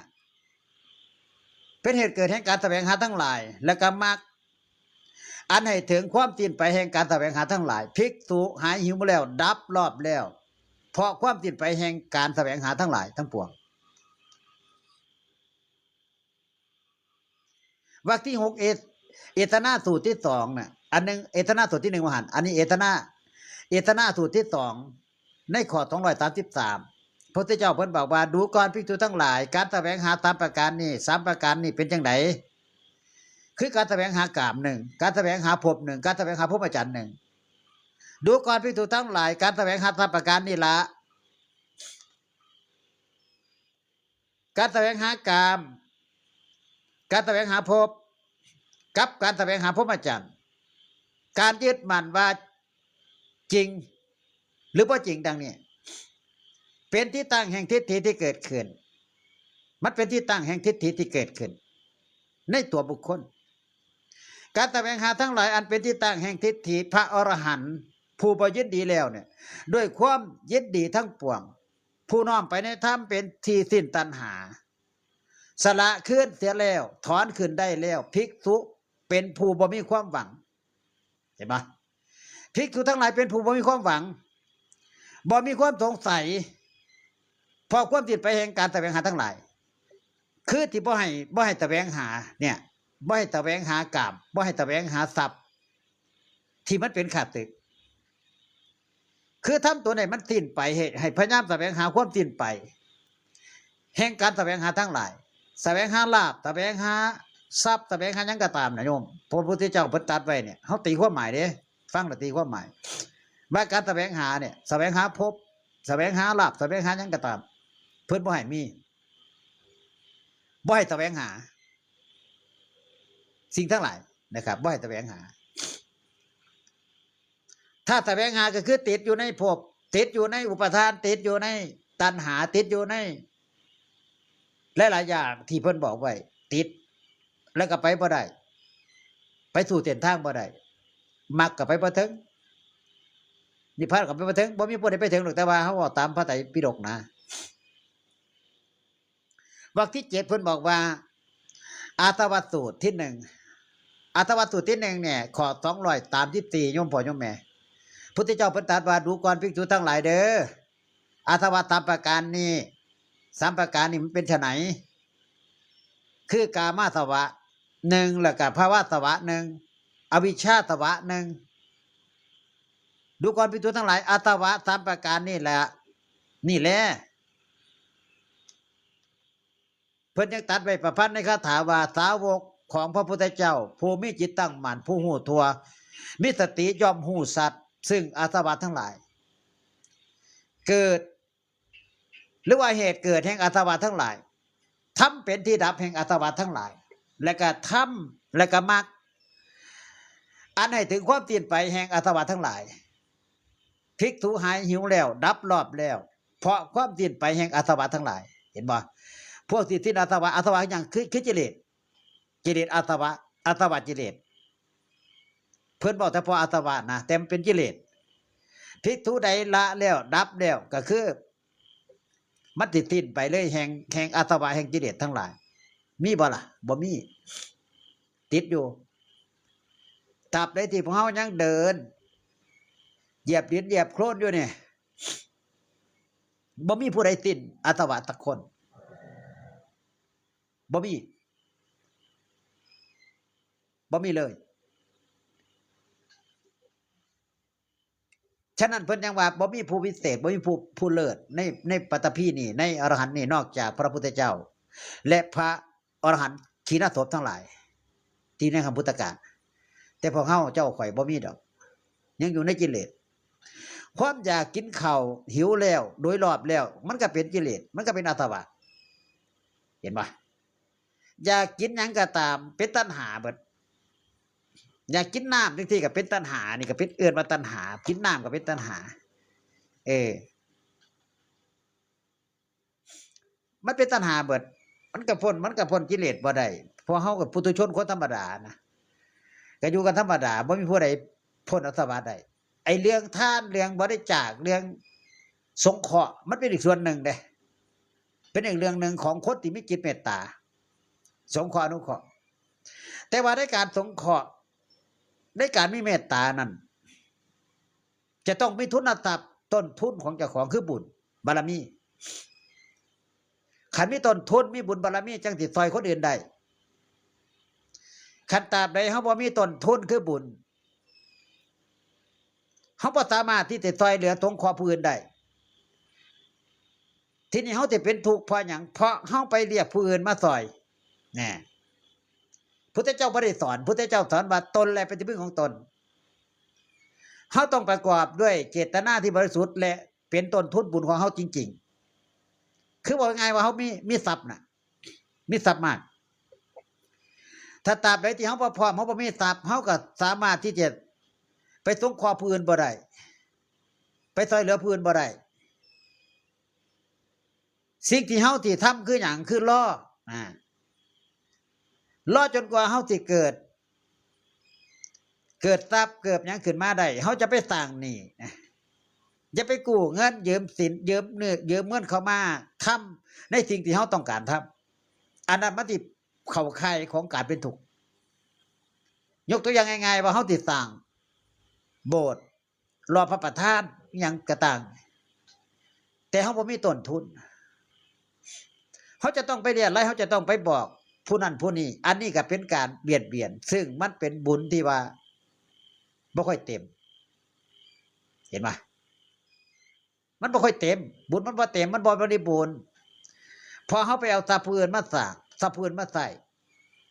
ฉะนั้นพุทธเจ้าก็เลยว่าบ่ให้เป็นแบบนี้บ่ให้เรียนอะไรบ่ให้มีการเบียดเบียนสัตว์อื่นบุคคลอื่นต้องเกิดขึ้นด้วยศรัทธาประสาทธาเพื่อเลื่อมใสของบุคคลนั้นเท่านั้นเห็นไหมพระภิกษุเป็นผู้ขอก็จริงอยู่ในโยมแต่ว่าพุทธเจ้าบอกว่าบ่ให้ออกปากขอทำตนอยู่ในสมถะความเรียบง่ายสันโดษทำตัวเป็นคนสงสารเป็นคนขี้ทุกข์ขี้ยากนะครับแต่ว่าประทุปัญญาแต่ว่าทำตนให้เป็นคนสงสารเป็นหน้าที่เคารพหน้าเลื่อมใสเป็นหน้าสงสารบ่แม่นว่าทำตนเป็นรวยล้นฟ้าเป็นผู้มีเงินมีทรัพย์น่ะทำตนแบบนั้นบ่ได้อันนั้นผิดพระธรรมวินัยเพราะว่าทรัพย์สมบัติทุกอย่างที่ได้มาคือได้มาจากอุบาสกอุบาสิกาคือญาติโยมผู้มีศรัทธาต้องปล่อยทรัพย์ตัวนั้นให้เกิดศรัทธาให้เกิดศรัทธาให้เกิดศรัทธาแรงกล้าขึ้นไปอีกซอยเขานะภิกษุเป็นผู้ซอยว่าง่ายไปเป็นผู้ซอยโยมซอยในด้านไหนแน่เป็นอย่างเขาตั้งเป็นอย่างเขาจะตั้งขึ้นมาว่าทักษิณาทานทุกอย่างนี่ต้องผ่านไปต้องผ่านในยบุคคลคือผู้มีศีลน่ะในยบุคคลก็คือผู้เป็นเนื้อนาบุญของโลกก็คือพระสงฆ์ถ้าพระสงฆ์ไปว่างได้ก็เป็นเนื้อนาบุญของโลกเปรียบเสมือนเป็นสะพานบุญน่ะโยมเป็นสะพานบุญเป็นอย่างอื่นบ่ได้เด้เป็นอย่างอื่นบ่ได้เป็นสะพานบุญของโยมหมดทุกรูปในโลกในปฐพีนี่แม้แต่ครั้งพุทธกาลก็เป็นสะพานบุญเป็นสะพานบุญเป็นสะพานข้ามแม่น้ำให้โยมได้ย่างข้ามก็บ่แม่นว่าไม่ย่างเหยียบพาเด้เป็นสะพานบุญพาโยมไปนะพาโยมไปให้ถึงฟังให้ได้เห็นปะ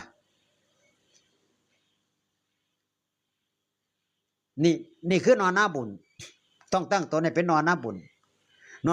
แท้ๆนะเป็นสาวกของพระพุทธเจ้าคือไม่แสวงหาลาภไม่แสวงหาสิ่งที่มันเป็นวัตถุอนามาตพุทธเจ้าไม่ได้แสวงหาแบบนั้นเงินคืออะไรเงินคือวัตถุอนามาตรถก็เป็นวัตถุอนามาตทุกอย่างที่ใส่เงินซื้อราคาหลายๆราคาแพงๆเป็นวัตถุอนามาตเบิดเป็นกิเลสจับก็เป็นอาบัติพระทุกองค์เป็นอาบัติเบิดไม่มีใครไม่เป็นอาบัติถ้าอยู่ในภพนี้ในปี2000เนี่ยยกเว้นข้างพุทธกาลเท่านั้นที่ว่าเป็นอาบัติเพราะว่าพระข้างพุทธกาลเนี่ยแม้แต่ที่ชั้นน้ำก็ต้องมีเครื่องกรองนะมีเครื่องกรองน้ำกรองเพราะอย่างโยมหูบอกกรองเพราะว่าบ่ให้สัตว์น้อยสัตว์ใหญ่ที่อยู่ในน้ำน่ะไม่งองแง่งเนี่ยเป็นสัตว์เป็นปาจิตติอ่ะฉันเข้าไปเป็นปาจิตติอ่ะเป็นทุกกฎเป็นอาบัติหมดอ่ะแต่ว่าพระทุกเมื่อเนี่ยบ่มีเครื่องกรองน้ำจักองค์คันว่าตามในหลักของพุทธวินัยเด้คันให้พระถือจริงๆอ่ะมันบ่แม่นอาบัติเฉพาะพระจับเงินเด้แต่โยมมาตีโพยตีพายว่าพระจับเงินมีเงินเป็นแสนเป็นล้านเป็นหมื่นบอกว่าเป็นอาบัติผิดศีลมันบ่แม่นผิดแต่เงินเด้คันที่เว้าเลี้ยงอาบัติเนี่ย อาตมานี่บอกให้ฟังตรงๆเลยว่าไม่ใช่เฉพาะเรื่องเงินที่พระเป็นอาบัติแม้แต่การคบฉันแม้แต่การเดินการยืนการนั่งการนอนเป็นอาบัติผิดศีลเบิดขับรถกับผิดศีลเป็นอาบัติพอมันไปอยู่กับวัตถุอนามาตเป็นอาบัติเบิดตามพระธรรมวินัยเด้เป็นอาบัติเบิดมันถือบ่ได้บ่มีผู้ใดถือได้บ่มีผู้ใดปฏิบัติได้มันก็เลยเข้าข่ายอนุโลมปฏิโลมกันไปอาศัยซึ่งกันและกันยุคใหม่สมัยใหม่ต้องใช้ต้องกินต้องจ่ายตามวัตถุแห่งมันเกิดคือต้องมีค่าน้ำค่าไฟค่ายุค่ายาประมาณเนี่ยตามวัตถุที่มันเกิดขึ้นตามที่โลกเขาพัฒนาขึ้นเอื่นว่าโลกาภิวัตน์ในยุคใหม่ที่โยมบางคนบอกว่าพระต้องเป็นแบบนี้พระต้องเป็นแบบนี้พระต้องบ่จับเงินพระต้องบ่รับเงินเป็นอาบัติมันบ่เป็นแต่อาบัติแต่รับเงินดอกโยมมันเป็นอาบัติตั้งแต่การดื่มการฉันการยืนการเนิ่นการนั่งพุ่นล่ะพระผิดศีลเบิดล่ะเห็นป่ะมันเป็นมันผิดเป็นอาบัติเบิดมันบ่มีอรหันต์มันบ่แม่นครั้งพุทธกาลฉะนั้นที่เขาสิแก้ไขทุกมื้อนี่ก็คือถ้อยที่ถ้อยอาศัยซึ่งกันและกันพระก็เป็นพระสมมุติสงฆ์เป็นสะพานบุญในการโยมปฏิบัติดีปฏิบัติชอบก็เป็นสะพานบุญเป็นเนื้อหน้าบุญของโลกให้โยมได้พึ่งพาอาศัยได้รักษาศีลดีรักษาพรหมจรรย์บ่ให้ศีลด่างพร้อยปฏิบัติดีปฏิบัติชอบเอาแค่นั้นพอแล้วถ้อยที่ถ้อยอาศัยกันเพราะว่าพระสงฆ์เนี่ยต้องอาศัยปัจจัยสี่จากโยมอยู่แล้วต้องอาศัยตัวนี้ถ้าบ่มีปัจจัยสี่จากโยมมันก็อยู่บ่ได้โยมก็อาศัยปัจจัยสี่กันต่างคนต่างเป็นมนุษย์เกิดขึ้นมาในโลกใบนี้อาศัยปัจจัยสี่เบิดเลยบ่มีผู้ใดเกิดมาจากกระบอกไม้ไผ่บ่มีผู้ใดเกิดมาจากตอไม้หรือว่าพุทธขึ้นเองคือสัตว์สังเสทชะจังซี่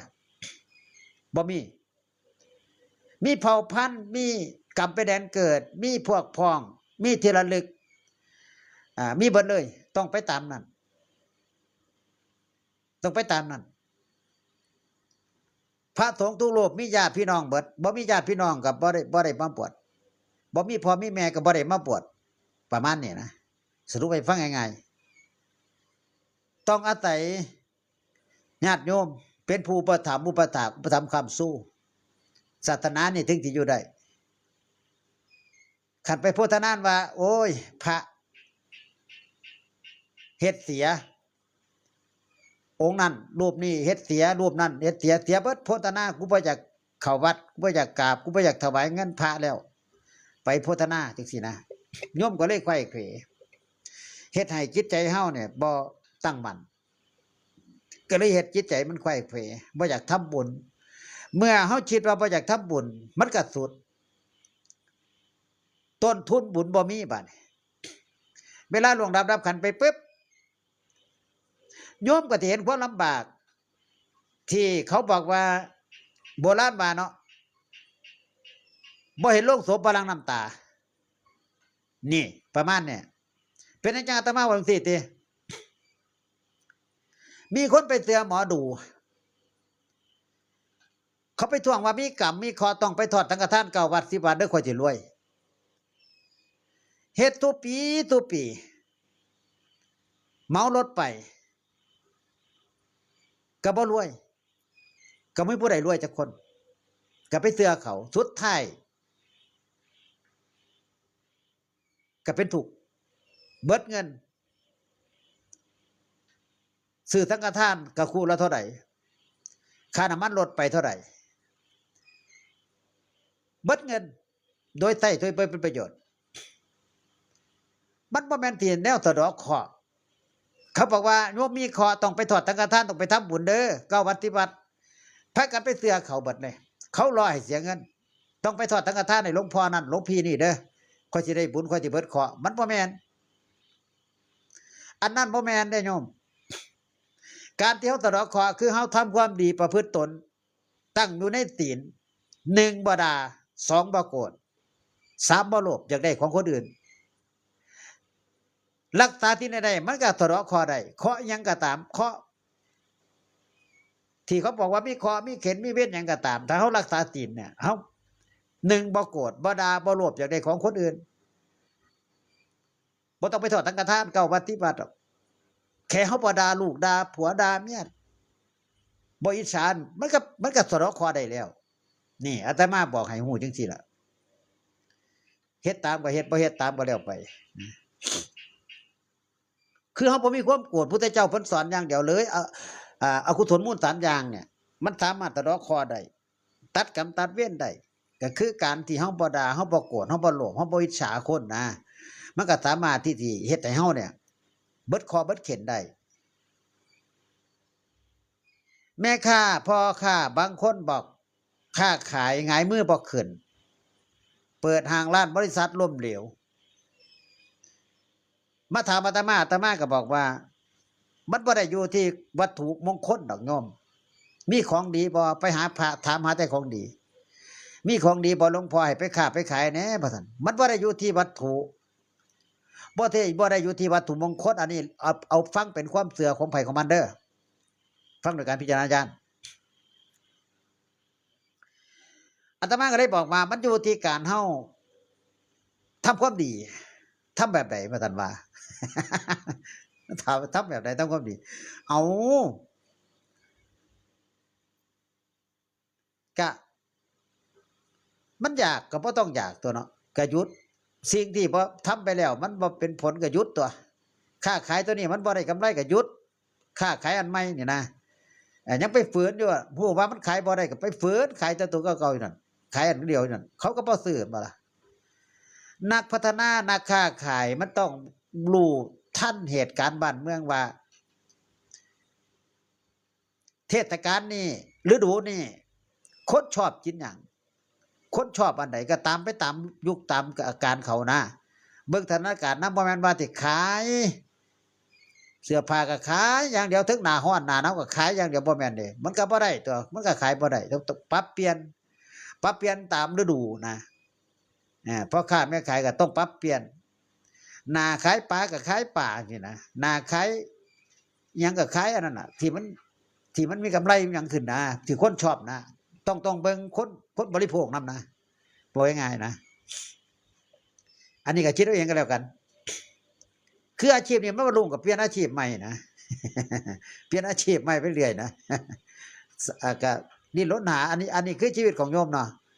ก็แล้วแต่โยมนะแล้วแต่โยมสิเอาที่สบายใจพุทธเจ้าว่าที่สบายใจทำอะไรก็ตามที่มันทำแล้วมันสบายใจมันไม่เบียดเบียนคนอื่นน่ะมันก็อยู่ได้เด้อการสะเดาะเคราะห์การเสียคอเสียเข็ญคือจังอาตมาว่าล่ะรักษาศีลแล้วก็กินอาหารเจ3 มื้อ7 มื้อก็แล้วแต่เขาบอกว่ามีคอก็ทำอาหารเจบ่กินเนื้อสัตว์จัก7 มื้อน่ะมันก็เบิดคอแล้วเห็นบ่การปฏิบัติบ่ได้เสียเงินดอกบ่แม่นว่าไปเสียเงินโยมที่มาถวายสังฆทานอยู่วัดอาตมาอยู่ตั้งว่าพูดบักไกลเลยไม่เห็นอาตมาเทศนำมาที่มานำมาถวายอาตมาบ่ต้องมาอาตมาเอาบุญให้โยมได้บ่ได้บุญมันเกิดได้ทุกทีอาตมาบอกว่าบุญน่ะมันบ่ได้อยู่ที่อาตมาเด้ศีลก็บ่ได้อยู่ที่อาตมาเด้ศีลก็บ่ได้อยู่ที่อาตมาเด้บุญก็บ่ได้อยู่อาตมาเด้อาตมาเอาบุญให้โยมบ่ได้เด้พุทธเจ้าเพิ่นสอนบ่เบิ่งสิบ่ฟังสิพุทธเจ้าสอนว่าผู้ใดเฮ็ดผู้นั้นได้บุญน่ะผู้ใดทำผู้นั้นได้อยากมีโชคก็ต้องแสวงหาติแสวงหาทางที่ดีนะอยากมีวาสนาก็ต้องลงมือทำเห็นบ่พุทธเจ้าเพิ่นสอนนั่นเด้อยากมีโชคให้แสวงหาอยากมีวาสนาต้องลงมือกระทำคือการกระทำเอาขยันเอาเฮ็ดเอามันก็มีวาสนาเป็นคนรวยตัวผู้ลางคนก็บางแต่เลขซื้อแต่หวยซื้อแต่ลอตเตอรี่ซื้อทุกงวดมันก็ลอยหลอเมาเบิดแผงเบิดนั่นมันก็บ่ถูกดวงคนมันบ่ได้อยู่ที่การซื้อหลายๆเด้ดวงคนบางคนเนี่ยใบเดียวก็ถูกซื้อบ่ได้ฮอดเป็นหมื่นเป็นแสนเด้มีพระบางรูปซื้อลอตเตอรี่เนี่ยงวดละเป็นหมื่น20,000ขนาดเป็นพระตัดบ่ได้ ซื้อลอตเตอรี่แต่บ่เคยถูกเลยบ่เคยถูกใบลอตเตอรี่นี่2ลังสามารถแอมกุฏิได้อะซื้อขนาดนั้นได้ซื้อจนปัดโทอยากรวยคักนะคนอยากรวยคักนี่คือความอยากตกอยู่ในภาวะตัณหาตกอยู่ในภาวะตัณหาความทะเยอทะยานอยากบ่สิ้นสุดไปถามอาตมาถามมาเอาหลวงตาคือซื้ออะไรแท้คือไปซื้อหยังกระดักกระดอแท้ซื้อทุกวันเอาเงินมาแตะไตเงินก็ได้มาจากโยมแล้วไปสวดกุศลาแน่สวดมนต์ขึ้นบ้านไม่แน่ก็เจ็บไว้เพิ่นซื้อลอตเตอรี่ไปเทศมาแน่ก็ซื้อบางองค์ก็เป็นพระนักเทศก็ซื้อลอตเตอรี่เล่นลอตเตอรี่จนทุกติดนี่มันติดการพนันน่ะมันติดถ้ามันได้ซื้อแล้วมันหยุดบ่ได้มันต้องซื้อทุกงวดแล้วเฮ็ดให้ติดปัญญาเสพติดเลยการพนันน่ะออกยากผู้ใดเล่นไพ่เล่นไฮโลเนี่ยออกยากเพราะว่ามันสิงแล้วมันสิงจิตสิงใจแล้วมันอยากได้อย่างเดียว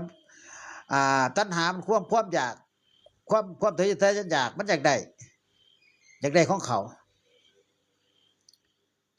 เห็นบ่พุทธเจ้าเพิ่นก็ได้ว่าคนเฮาเนี่ยมันห้ามบ่ได้มันเอาที่สบายใจนะผู้เล่นได้ก็ได้ผู้บ่ได้ก็เสียใจมันเป็นการแบบมันกีฬาเด้กินการพนันบ่แม่นการกีฬารู้แพ้รู้ชนะแต่ว่าการพนันนี่มันบ่รู้แพ้รู้ชนะเด้ผู้ใดชนะผู้ที่แพ้ก่อเวรย่อมก่อเวรเอาเงินเขามาแล้วเขาต้องนำเอาคืนเขาบ่ปล่อยดอกมื้อนี้เขาเล่นเสียเขาต้องนำเอาคืนที่ประมาณนี้นะพุทธเจ้าเพิ่นสอนที่ล่ะเพิ่นว่า1จะเป็นการอย่าเป็นผีการพนันพุทธเจ้าเพิ่นสอนนะโทษของการพนันมีหยังแหน่เพิ่นก็บอกเลย6อย่างผี6โตเห็นบ่เพิ่นสอนแบบนี้เบิดคนที่ถูกรางวัลที่1เนี่ยมันเป็นเงินเทวดาโยมพ่อโยมแม่เป็นเงินเทวดาคันแม่นโชคมีวาสนามานั่นมันถึกเองไม่แต่คนเจ็บขยะหาเช้ากินค่ำก็ยังถึก คนที่มีเงินรวยๆไปตื่มมันก็บ่ตึกรวยแล้วจากรวยอีกมันบ่ได้มันก็บ่ค่อยพอปานใดนะคนที่รวยยิ่งรวยเนี่ยเทวดาเขาก็คันรักษาศีลดีแล้วเขาก็ให้อยู่คนรวยก็ถึกเยอะแยะล่ะแต่ว่าคันรักษาศีลนะรักษาศีลดีแน่ธรรมดานี่โลกนี่เฮาอยู่แบบโลกมายาโลกมายาไปตามกระแสของโลกนั่นล่ะบ่มีผู้ใดอยากทุกข์บ่มีผู้ใดอยากจนดอกเกิดมาอยากเกิดในตระกูลมั่งคั่งสมบูรณ์เบิดแต่ว่าพระพุทธเจ้าเพิ่นก็สอนแล้วว่าต้องมีต้นทุนคือบุญเป็นเบื้องหลังบุญเป็นสิ่งสำคัญเบื้องหลังที่เฮาจะต้องท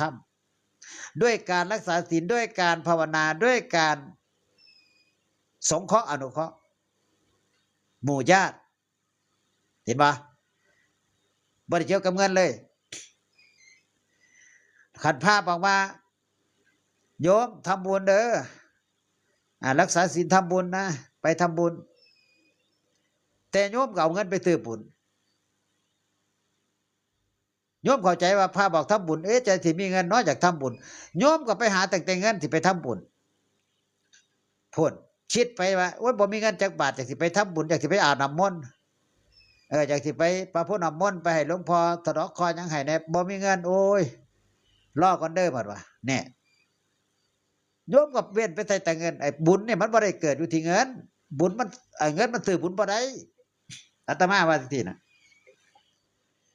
โยมแม่อยู่บ้านก็มีบุญคือกันเด้สวดมนต์ไหว้พระนั่งสมาธิภาวนานั่นคือการสังสมบุญที่ถูกต้องเลยบ่ต้องไปเดินรถบ่ต้องไปวัดยากวัดนี่บ่ได้วัดนี่เฮาไปแบบเฮาไปอุทิศส่วนกุศลให้กับเปตชนบรรพบุรุษไปอาศัยพาเพิ่นว่าจะถาเฮาไปรับพรรับหยังตรวจน้ำไปนะเป็นประเภทนี้นะแต่มันบ่ได้เกิดบุญที่เฮาทำน่ะคือเฮาเจตนาที่เฮาบริสุทธิ์อยู่วันไหนก็เป็นบุญเบิดพุทธเจ้าเพิ่นสอนแบบนั้นเด้เป็นบุญเบิดเลยไปพ่อนำนางอย่างนำทางไปนี่ไปพ่อ สัตว์ตัวหนึ่งเพื่อว่าป่ามันบินขึ้นมาดินกระเดวกระเดวเนี่ยโยมสิกล้าซอยเอาไปปล่อยบ่กล้าไปปล่อยบ่โตปักใหญ่เลย แต่มันสิดินหาน้ำนะจะไปหาบ่อน้ำโยมเคยกล้าไปปล่อยบ่มีโยมมีแต่เดี๋ยวไปกินบ้านพ่อตัวปักใหญ่เก็บใส่พกใส่ทุกอย่างไปกินบ้านอย่างเดียวบ่ได้ซอยชีวิตเขาเลยมันก็เลยบ่เป็นบุญ มันก็เลยเป็นบาป อาตมาเห็นปลาดินกระเดวกระเดวเนี่ยบ่กล้าขาเนี่ยมิถ้าไปปล่อยเนี่ยพี่ไก่นี่ก็ปล่อยเอียนถังหนึ่งนะเอียนที่เขาได้มาจากตลาดเขามาไปซื้อเขาแล้วไปซื้อแล้วก็เอาไปปล่อยนะดิโตนเขาดิโตนเอียนนะดิโตนเขาย่านเขาไปขึ้นเคียงตลาดอาตมามีน้อยก็เฮ็ดน้อยเนี่ยบ่ได้เฮ็ดไปหลายๆคือเขาได้บ่ได้ไปเฮ็ดแบบผู้ฟ้าได้แบบว่าความสงสารความเมตตานะมันก็เกิดขึ้นทุกคนแหละวะแต่ว่าก็เฮ็ดบ่กล้าฆ่าเขาน้ำใหม่ปลาใหม่ฝนใหม่มาปลาดุกมันก็ขึ้นมันก็ติดหลอกโดยที่มันบ่กินเบ็ดเด้มันติดหลอกเขามากอะไปขอซื้อเขาจัก100 200ที่ตาหารว่าก็ไปซื้อเขามากับมาขังรางวัลพากับไปปล่อยซื้อมามันซื้อมากินเด้มันมาขากินเด้ซื้อมาแล้วก็ไปปล่อยว่าเฮาปล่อยเขาหน้าฝนใหม่ฟ้าใหม่เห็นเขาดินแล้วก็ดิโตนเขานี่นะก็คิดจังซี่นะคิดก็มีเมตตาสิกฐิฐานปล่อยป่าปล่อยหยังก็ตามโยมกฐิฐานให้ผู้ฆ่าเนี่ยมีอายุเด้อว่าซั่นให้ผู้ฆ่าเนี่ยอยู่เป็นกับลูกกับหลานโดนๆเด้อว่าซั่นอธิษฐานไปตัว มันก็มีความสุขเฮานะบ่แม่นว่าเห็นหยังก็อยากได้เห็นหยังก็อยากได้มันก็เลยเฮ็ดให้เฮานั่นบ่ปล่อยบ่วางนะคำว่าสะพานบุญของพระนี่เป็นอนาบุญก็คือว่าเป็นสะพานให้เขาทอดให้เขาย่างให้โยมได้ย่างเอาของมาฝากให้พ่อให้แม่เป็นข้าวแน่เป็นน้ำแน่สันให้เขาสันแล้วก็พิจารณาแล้วก็สันให้พ่อแม่เขาได้รับได้อยู่ได้กินนั่นล่ะเป็นสะพานบุญตัวนี้พระสงฆ์ทำสะพานบุญตัวนี้อยู่ในธรรมถะสันโดษบ่ต้องไปดิ้นรนบ่ต้องไปอยากเป็นโน่นอยากเป็นนี่มันเฮ็ดให้ผลทางให้เป็นทุกข์เนี่ยเฮาต้องมองเห็นเด้ว่าทางที่เฮาย่างไปเนี่ยมันสิเฮ็ดให้เฮาทุกข์ใจมันสิเฮ็ดให้เฮาลำบากบ่สิเฮ็ดหยังก็ตามทางเฮาไปเนี่ยมันสิเรียบบ่ทางเฮาย่างน่ะเฮาต้องคิดเด้คิดทุกมื้อเด้ถามเจ้าของทุกมื้อประมาณนั้นน่ะโยมก็คิดบ่ต่างพาดอกพาก็แสวงบุญโยมก็แสวงบุญต่างคนต่างแสวงบุญเบิดโยมได้มาหลายพระก็ต้องทำหลายทำบุญหลายคือเก่าโยมมาให้หลายพระก็ทำบุญหลายคือเก่าบ่มีประเดสะสมกันสะสมก็เป็นนิสกิปาจิตติเป็นอาบัติมีทรัพย์หลายก็เป็นอาบัติเขาก็ตรวจจังซี่แหละผู้ใดฮู้ว่ามีทรัพย์สินหลายมีเงินหลายได้มาจากไสสาเหตุผู้ใดทานผู้ใดบริจาคเขาก็นำจังซี่แหละเห็นบ่เขาต้องการความบริสุทธิ์เขาต้องการความเป็นไปเป็นมาในโลกทั้งที่พระบ่ได้ทุจริตได้แปลว่าพระหลอกลวงทุจริตจังซั่นจังซี่ช่อโกงญาติโยมท่านมันเกิดศรัทธาประสาทาความเลื่อมใสของประชาชนศรัทธาของญาติโยมที่ซอยเหลือเจ๊จูนมานี่มันก็ได้หลายแล้วพระก็เลยบ่ปล่อยไปถึงของบ่ปล่อยก็เลยมีเงินมีสะสมเงินขึ้นมันก็เลยเฮ็ดให้เป็นกิเลสโยมก็เลยตามท่านเห็นท่าน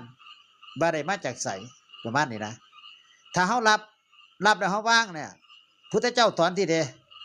รับแล้วก็ว่างแล้วก็รับแล้วก็ว่างเด้มีแต่รับแล้วก็ว่างเด้ว่างก็คือปล่อยไปนะครับอีหยังก็ตามได้มาปล่อยถิ่มได้มาปล่อยถิ่มปล่อยไปสินะมันก็บ่มีทรัพย์มันก็เฮ็ดให้เฮาบ่มีกิเลสเนี่ยพุทธเจ้าเพิ่นสอนเด้บ่แม่นแต่ว่าสอนมันเฮ็ดให้เฮาบ่มีกิเลสเฮ็ดมันเห็นบ่อาตมาเนี่ยคันเว้าไปปึ๊บก็สิว่าเอาดีใส่ตัวใส่แต่คนอื่นน่ะบ่อยากเว้าบวชมา20-30 ปีเป็นหยังจังบ่อยากได้รถบ่อยากได้มีรถมีหยังคือเขามันเพราะหยังเนี่ยเพราะว่าเห็นทุกข์เด้มองเห็นมันเป็นความทุกข์เด้คนที่บ่เข้าใจดอก บ่มีเงินเงินบ่มีประมาณนี้เขาก็ว่านะมีบ่มีก็เขาบ่รู้เนาะดอกแต่ว่ามองไปแล้วมันเป็นความทุกข์แหมมันเป็นทุกข์มันเป็นทุกข์ใจมันบ่ได้ทุกข์อย่างอื่นดอกมันเป็นทุกข์ใจก็มองไปในพระไตรปิฎกเพิ่นก็ยังบอกเด้ว่ามีลูกก็เป็นทุกข์มีเมียก็เป็นทุกข์มีบ้านก็เป็นทุกข์มีรถก็เป็นทุกข์มีหยังเป็นทุกข์เบิดเด้ก็มองมันเป็นทุกข์คันสิไปเทศน์ไปแสดงธรรมนี่ก็ต้องเหมาโทษที่คนมีรถในบ้านญาติโยมมีรถเหมาเหมาเข้าไปก็บอกกับเจ้าภาพว่ารถอาตมาบ่แม่นรถอาตมาเด้รถเหมามาต้องจ่ายค่าโชเฟอร์จ่ายค่าน้ำมันประมาณนี้นะก็เว้าให้โยมฟังให้เข้าใจสินะเพราะอาตมาบ่มีรถส่วนตัวนะโยมใดที่มาถวายรถส่วนตัวก็บอกว่าเป็นของสงฆ์ถวายเป็นชื่อวัดติดชื่อวัดไว้เลยบ่ต้องมาเป็นชื่อผู้ใดผู้หนึ่งนะเพราะว่าพระบ่มีรถพระเขาบ่มีรถบ่มีบ้านบ่วัดบ่มีวัตถุอนามาตประมาณนี้นะคิดจังซี่นะถ้าไปเรียนไปเนี่ยฮู้ไปถึงโลกกระทำ8มันสิฮู้จักดอกมันยาวนะตีความหมายแล้วก็ไปเรียนปฏิสัมมุปบาทอีกเนี่ยมันสิเห็นชัดเจนเลยเห็นความชัดเจนขึ้นมาเลยว่าชีวิตเฮาอยู่เพื่อหยังนี่ไปถึงแต่ปฏิจจสมุปบาทเนี่ยมันสิเห็นนั่นความเป็นจริงในชีวิตเด้ความเป็นจริงในชีวิตมันสิเกิดขึ้นมาเลยมันสิเห็นเลยเห็นชัดเลยจนบ่อยากได้หยังน่ะนี่ว่าจนบ่อยากได้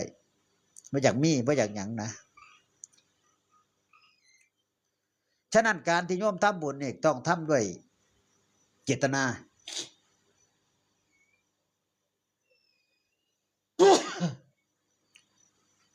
อย่าไปยืมเขามาอย่าไปกู้อย่าไปยืมเงินเขามาอย่าไปติดหนี้เขานะบ่มีเงินจักบาทก็เฮ็ดได้บุญอย่าไปติดหนี้เขาอย่าไปยืมเขามาให้เฮาเนี่ยมีต้นทุนคือบุญให้มีต้นทุนให้ตั้งต้นทุนไว้คือการภาวนาคือการรักษาศีลคือการบ่ด่าบ่โกรธบ่เชียดบ่อิจฉาพยาบาทนั่นคือต้นทุนบุญตัวหลักเลยตัวสำคัญบ่ให้นำเงินไปซื้อบุญถ้านำเงินไปซื้อบุญปุ๊บมันก็สิทำเฮาไปเอากิเลสโอ้ยมีเงินหน่อยบ่ได้บุญดอกพอนี่ทาน100นึงข่อยทาน20 บาทข่อยคือสิได้บุญน้อยกว่าเจ้าเนาะเพิ่นว่าเว้ากันเด้เขาออก100ก็ต้อง100ติต้องไปยืมหมู่กูยืมแน่ติดหนี้เขาอีกยืมเงินหมู่มาทานมาบริจาคมาทานบุญมาซื้อบุญมันก็เลยเฮ็ดจังเป็นทุกข์ออกจากวัดไปปึ๊บต้องไปหาเงินใส่หนี้เขา100 บาททีนี้มันได้บุญหรือได้บาปมันได้ทุกข์บุญบ่เกิดบุญมันเกิดตอนไหนบุญบ่มีเลยตอนนั้นบุญบ่มีไปยืมเงินเขาไปทำบุญมันบ่มีบุญเลยบ่ได้บุญคนมีทรัพย์น่ะคนมีบุญผู้เขาให้เขาน่ะเขาได้บุญประมาณนั้นน่ะเห็นบ่เห็นเยอะแยะไปเลยคนไปยืมเงินกันไปออกบุญให้ยืมแน่เนี่ยไปกู้ยืมเงินมาทำบุญก่อนพุทธเจ้าว่าขันบ่มีบ่ต้องทำขันบ่พร้อมบ่ต้องทำไผก็ตามไปปฏิบัติธรรมขันร่างกายบ่สมบูรณ์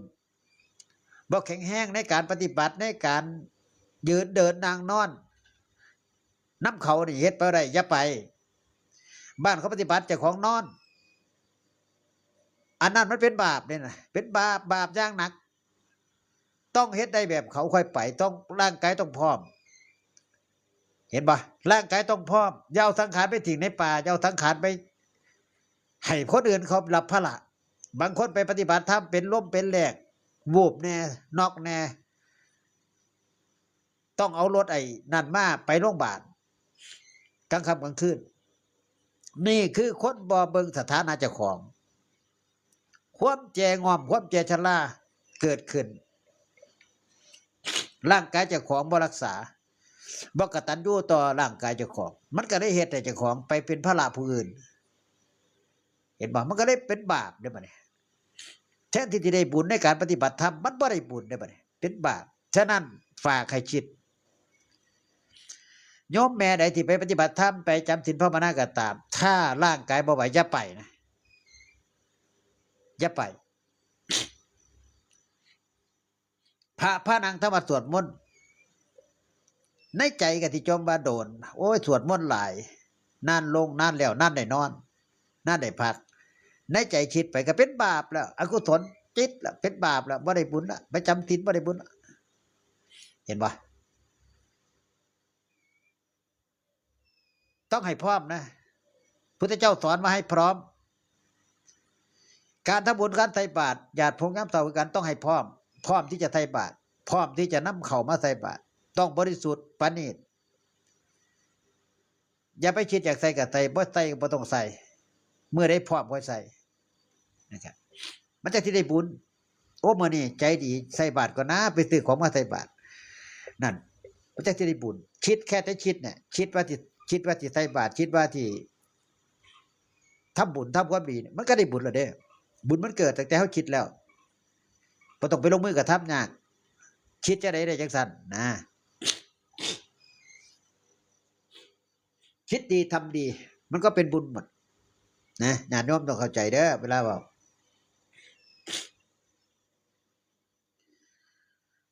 อาตวัตสูตรสูตรที่2ไปกันต่อเนาะอีกจักหน่อยมันสิฮอด 4 ทุ่มเด้4 ทุ่มแล้วอาตมาสิลงไลฟ์บ่ว่าบ่โดนบ่ได้เพิ่นบอกว่าภิกษุใดมีกามาสมาธิไปแล้วเนี่ยสำรอกวิชาออกมาได้แล้วแล้วก็มีภาวะสวะหมดสิ้นแล้วภิกษุนั้นพ้นวิเศษแล้วหาอุปธิบ่ได้ชนะมารพร้อมด้วยพาหนะแล้วย่อมทรงไว้ถึงร่างกายอันมีในที่สุดร่างกายอันแข็งแกร่งมันพ้นแล้วร่างกายที่บริบูรณ์บริสุทธิ์มันจะมีในที่สุดเลยต่อไปวรรคที่9เพิ่นเว้าถึงเรื่องตัณหาสูตรเนี่ยมาถึงความอยากแล้ววรรคที่9คือตัณหาสูตรนี่พุทธเจ้าเพิ่นบอกว่าดูกะลาภิกษุทั้งหลายตัณหา3ประการนี่ประการใดมันเป็นจังไดมันเป็นประการจังไดในตัณหา3เนี่ยคือกามตัณหาตัวที่1ภาวะตัณหาตัวที่2วิภาวะตัณหาตัวที่3พุทธเจ้าตรัสไว้3ประการตัณหา3กามตัณหา1ภาวะตัณหา2วิภาวะตัณหา3พุทธเจ้าได้บอกว่าตัณหา3ประการนี่ล่ะที่ชนทั้งหลายประกอบแล้วด้วยตัณหาเครื่องประกอบสัตว์ไว้มียินดีมีจิตยินดีแล้วในภพน้อยภพใหญ่ชนเหล่านั้นชนหมู่นั้นประกอบแล้วด้วยโยคะคือหยังบัดนี้คือบ่วงแห่งมารเห็นบ่โยคะนี่พุทธเจ้าว่าคือบ่วงเป็นบ่วงแห่งมารเป็นผู้บ่มีความเกษมจากโยคะสัตว์ทั้งหลายผู้ถึงชาติและมรณะอันนี้ย่อมไปสู่สงสารย่อมไปสู่สงสารส่วนสัตว์เราใดสัตว์หมู่ใดละตัณหาได้ขาดปราศจากตัณหาในภพน้อยภพใหญ่ถึงแล้วซึ่งความสิ้นไปแห่งอาสวะสัตว์หมู่นั้นสัตว์เหล่านั้นจะต้องถึงฝั่งแล้วในโลกความพ้นไปเลยถึงฝั่งแล้วในโลกเห็นบ่เนี่ยมันเป็นมีอยู่3อย่างเด้อตัณหาน่ะจำไว้ในวรรคที่9คนจะได้เรียนก็สิฮู้อยู่ดอกคนบ่ได้เรียนก็สิบ่ฮู้ปานใดก็สิค่อยอธิบายให้ฟังตัณหา3กามตัณหาภวตัณหาวิภวตัณหาเนี่ย3อย่างพุทธเจ้าว่าผู้ใดตัดได้แล้วจึงค่อยสิข้ามพ้นโลกได้ข้ามไปสงสารพ้นโลกได้บ่กลับมาเวียนว่ายในกามตัณหาอีกความทะเยอทะยานอยากบ่มีแล้วนั่นล่ะพุทธเจ้าเพิ่นตามไว้จังซั่นในวรรคที่10เนี่ยมานทยสูตรเนี่ยมานทยสูตรมาระมายสูตรมาระไทยสูตรภาษาบาลีเพิ่นบอกว่าวรรคที่10เนี่ยข้อ237พุทธเจ้าเพิ่นบอกว่าดูก่อนภิกษุทั้งหลายภิกษุผู้ประกอบด้วยธรรม3ประการ ก้าวล่วงบ่วงแห่งมารแล้วย่อมรุ่งเรื่องดุจอาทิตย์ฉะนั้นเห็นปะดุจดวงอาทิตย์ฉะนั้นทำประกาศเป็นฉะไหนดูก่อนภิกษุทั้งหลายภิกษุในธรรมวินัยนี่เป็นผู้ประกอบด้วยศีลขันธ์อันเป็นของพระอเถขะหนึ่งศีลขันธ์นี่แหละประกอบด้วยศีลขันธ์อันเป็นของพระอเถขะหนึ่งพระอเถขะผู้บ่ต้องศึกษานะเป็นผู้ประกอบแล้วด้วยสมาธิขันธ์อันเป็นของพระอเถขะหนึ่งเป็นผู้ประกอบแล้วด้วยปัญญาขันธ์อันเป็นของพระอเถขะหนึ่งดูก่อนภิกษุทั้งหลายภิกษุผู้ประกอบแล้วด้วยธรรมสามประการนี่แลเพิ่นว่าก้าวล่วงบ่วงแห่งมารได้แล้วย่อมรุ่งเรืองดุจดังพระอาทิตย์อยู่ถึงท้องฟ้าฉะนั้นส่องแสงขึ้นยามเช้าตกลงยามค่ำขึ้นมาอีกดุจดังแสงพระอาทิตย์ทอแสงขึ้นเห็นบ่พุทธเจ้าประทานไว้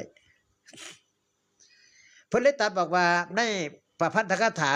ในธรรมบทนี่ว่าภิกษุใดเจริญศีลสมาธิและปัญญาดีแล้วภิกษุนั่นล่ะที่ก้าวล่วงแห่งบ่วงแห่งมารได้แล้วจะต้องเป็นภิกษุผู้รุ่งเรืองดุจดังพระอาทิตย์ขึ้นตอนเช้าทุกมื้อฉะนั้นแลนี่เข้าใจบ่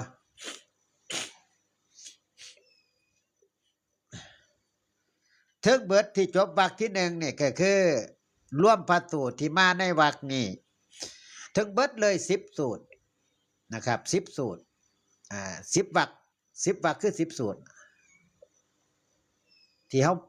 ฟังมาเบิดเลยอิติพุตตกะติกานิบาตวรรคที่2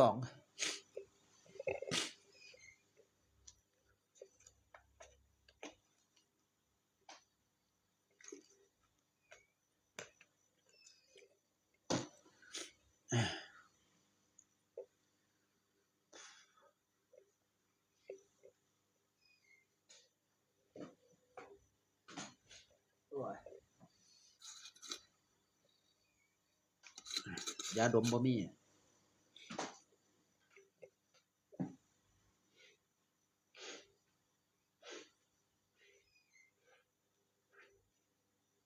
ตากฝนเราเป็นหวัดเลยแต่ดังทำภัยธรรมชาติคุกคามไปแล้วเห็นบ่โรคชราโรคต่างๆมันก็ทั้ง4ล่ะโยม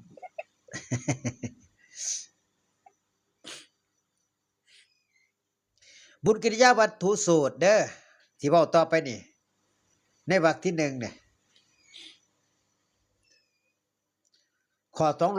238บุญกิริยาวัตถุสูตรดูการเลี้ยงบุญเลี้ยงบาปแล้ว บ่ได้ไปไต่ดอกขออภัยโยมอยู่กับเลี้ยงบุญเลี้ยงบาปนี่ล่ะเลี้ยงเวทนาแน่เลี้ยงทุกข์แน่นั่นล่ะบ่ได้ไปไต่ดอกอยู่แค่นั้นล่ะโอ้ยอากาศบ่ดีว่ะ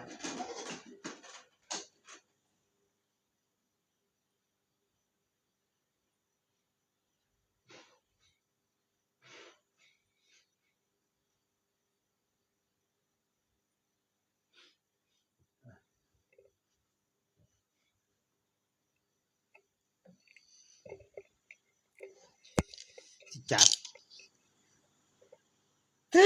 มีแต่ที่จามไหมเนี่ยคันเด็กมาแน่มันก็สิเป็นจังซี่ล่ะอาตมาตากฝนเริ่มที่จามเนี่ยบุญกิริยาวัตถุสูตรในข้อ238เป็นข้อสุดท้ายเป็นวรรคสุดท้ายเนาะวรรคสุดท้ายข้อสุดท้ายก็แล้วกันในค่ำคืนนี้ยังบ่ทันถึงไปกันอีกอยู่ยังบ่ทันถึง4 ทุ่มอาตมาว่ามัน4 ทุ่มแล้วนี่เห็นพระพุทธรูปบ่โยมพระพุทธรูปนี่เอามาให้เบิ่งว่าเอามาเตือนสติโยมว่าเวลาโยมนั่งสมาธิกลางคืนน่ะหรือยามใดก็ตามก่อนที่นั่งสมาธิเนี่ยให้คุณโยมทั้งหลายนี่เอาพุทธรูปเนี่ยตั้งไว้เหนือสายตาเฮาให้อยู่ระดับสายตาเฮานะแล้วก็เพ่ง เมื่อตาเบิงเพ่งให้ติดเป็นองค์พระให้ติดพุทธรูปองค์พระแล้วก็นั่งสมาธิคือให้จิตเฮามันอยู่ในองค์พระประธานเนี่ยองค์พระพุทธรูปเนี่ยให้เป็นองค์เดียวรับตาลงให้เห็นองค์พระพุทธรูปเนี่ยนั่งอยู่น้ำเฮาตลอดนั่นแหละสมาธิมันก็ที่เกิดไว้จิตมันที่บ่ได้บอกแวกจิตมันที่มาอยู่น้ำพระพุทธรูปก็เลยเอาพุทธรูปเนี่ยมาตั้งให้เบิ่งมาในการเจริญภาวนามาในเกิดนั่งสมาธิเฮาที่เฮ็ดจังได๋จิตจังที่บ่วอกแวกเพราะว่าจิตคนเนี่ยมันคือลิงนะมันคิด108,000ประการถ้าเขานั่งรับตาเห็นพระพุทธรูปแล้วเนี่ยมันจิตมันก็สินิ่งนะจิตมันก็สิเป็นจิตดวงเดียวนะครับนิมิตมันสิเกิดไว้นะมันก็สิเกิดไว้เนี่ยก็เลยเอามาให้โยมได้เห็นนะเป็นทองเหลืองได้นี่ทองเหลืองของแท้นะทองเหลืองไม่โยมเบิ่งนะอาตมากับเพ่งน้ำนั่งกับเพ่งคือกันเพ่งธรรมดาคือกัน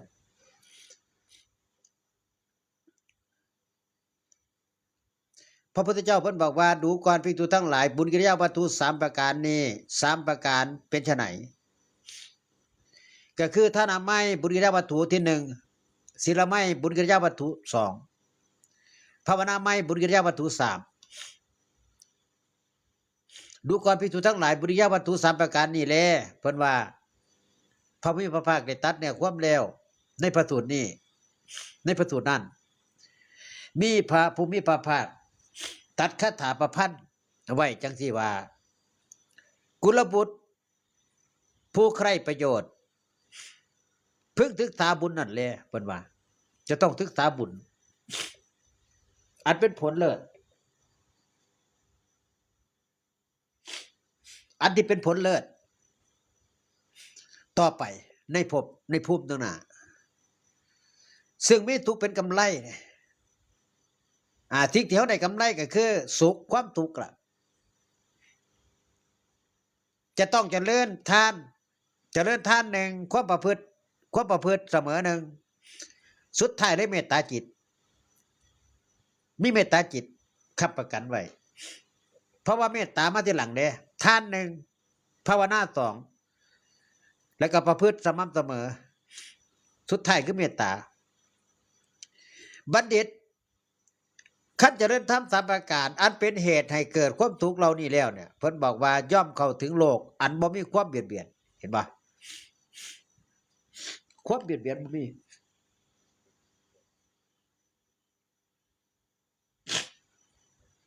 ความมิจฉาพยาบาทก็บ่มีความเบียดเบียนก็บ่มีความมิจฉาตาร้อนก็บ่มีคันเข้าถึงเด้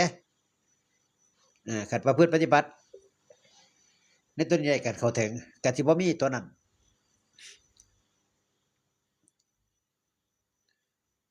ต่อไปว่าจักขุสูตรนี่เพิ่นบอกว่าในข้อ239พระพุทธเจ้าเพิ่นบอกว่าจักขุ3อย่างนี่3อย่างเป็นไฉนคืออีหยังแน่ก็คือมังสาจักขุ1ทิพจักขุ1แล้วก็ปัญญาจักขุ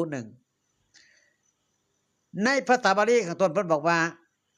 จักขุสูตรแต่ว่าต่อมานี่เพิ่นมาตีความหมายออกเป็นจักษุได้ป่ะนี่จักขุเป็นสุจักขุเนี่ยที่ประจักษุก็คือตานะครับคือตาในภาษาบาลีเพิ่นบอกว่าที่ประจักษุก็คือตานะครับ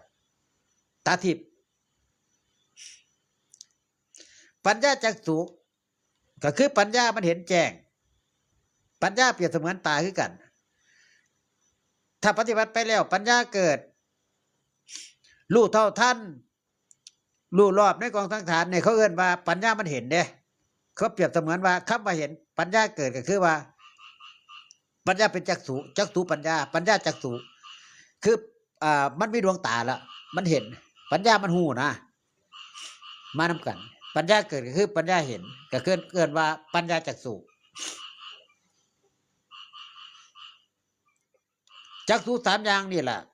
พระพุทธภาคเพิ่นได้ตัดไว้ในความในประพันธ์พระคาถาว่าพระสัมมาสัมพุทธเจ้าผู้สูงสุดกว่าบุรุษ ได้ตัดจักษุสามอย่างตัวนี้ไว้คือมั่งสัจจักขุมั่งสัจจักษุเนี่ยแล้วก็ทิพจักษุปัญญาจักษุอันยอดเยี่ยมสามอย่างความบังเกิดขึ้นแห่งมั่งสัจจักษุเป็นหนทางเป็นทางแห่งทิพจักษุเห็นไหมเป็นหนทางแห่งทิพจักษุ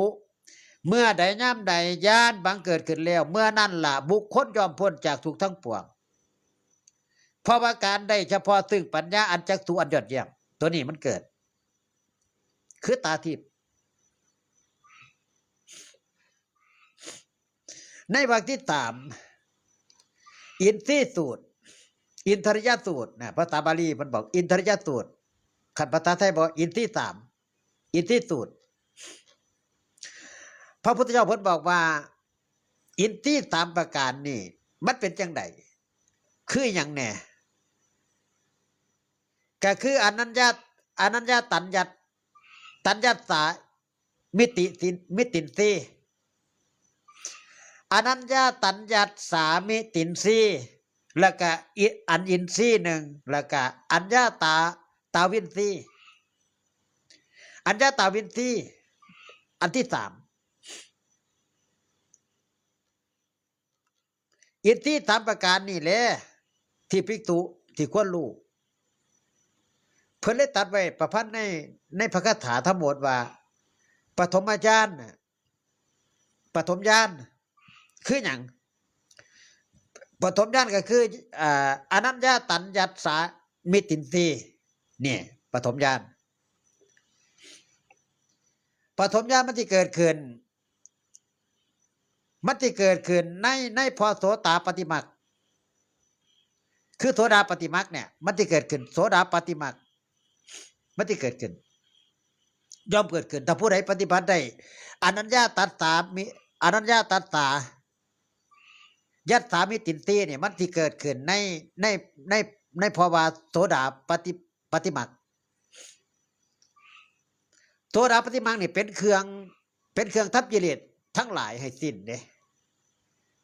เป็นตัวกำจัดกิเลสทั้งหลายให้สิ้นไปแก่พระเสขะผู้ยังต้องศึกษาอยู่คือผู้ที่รับประทานศึกษาผู้ที่ว่าเรียนเรียกว่าพระเสขะผู้ปฏิบัติตามทางอันตรงธรรมชาติที่หู้ทั่วก็คืออินทรีย์คืออันยินทรีย์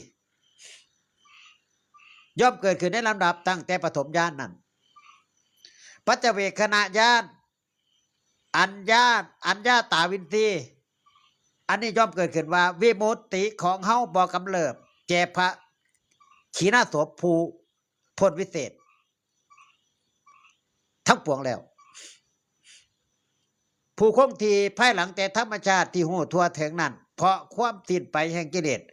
เป็นเครื่องประกอบสัตว์ไว้ในภพว่า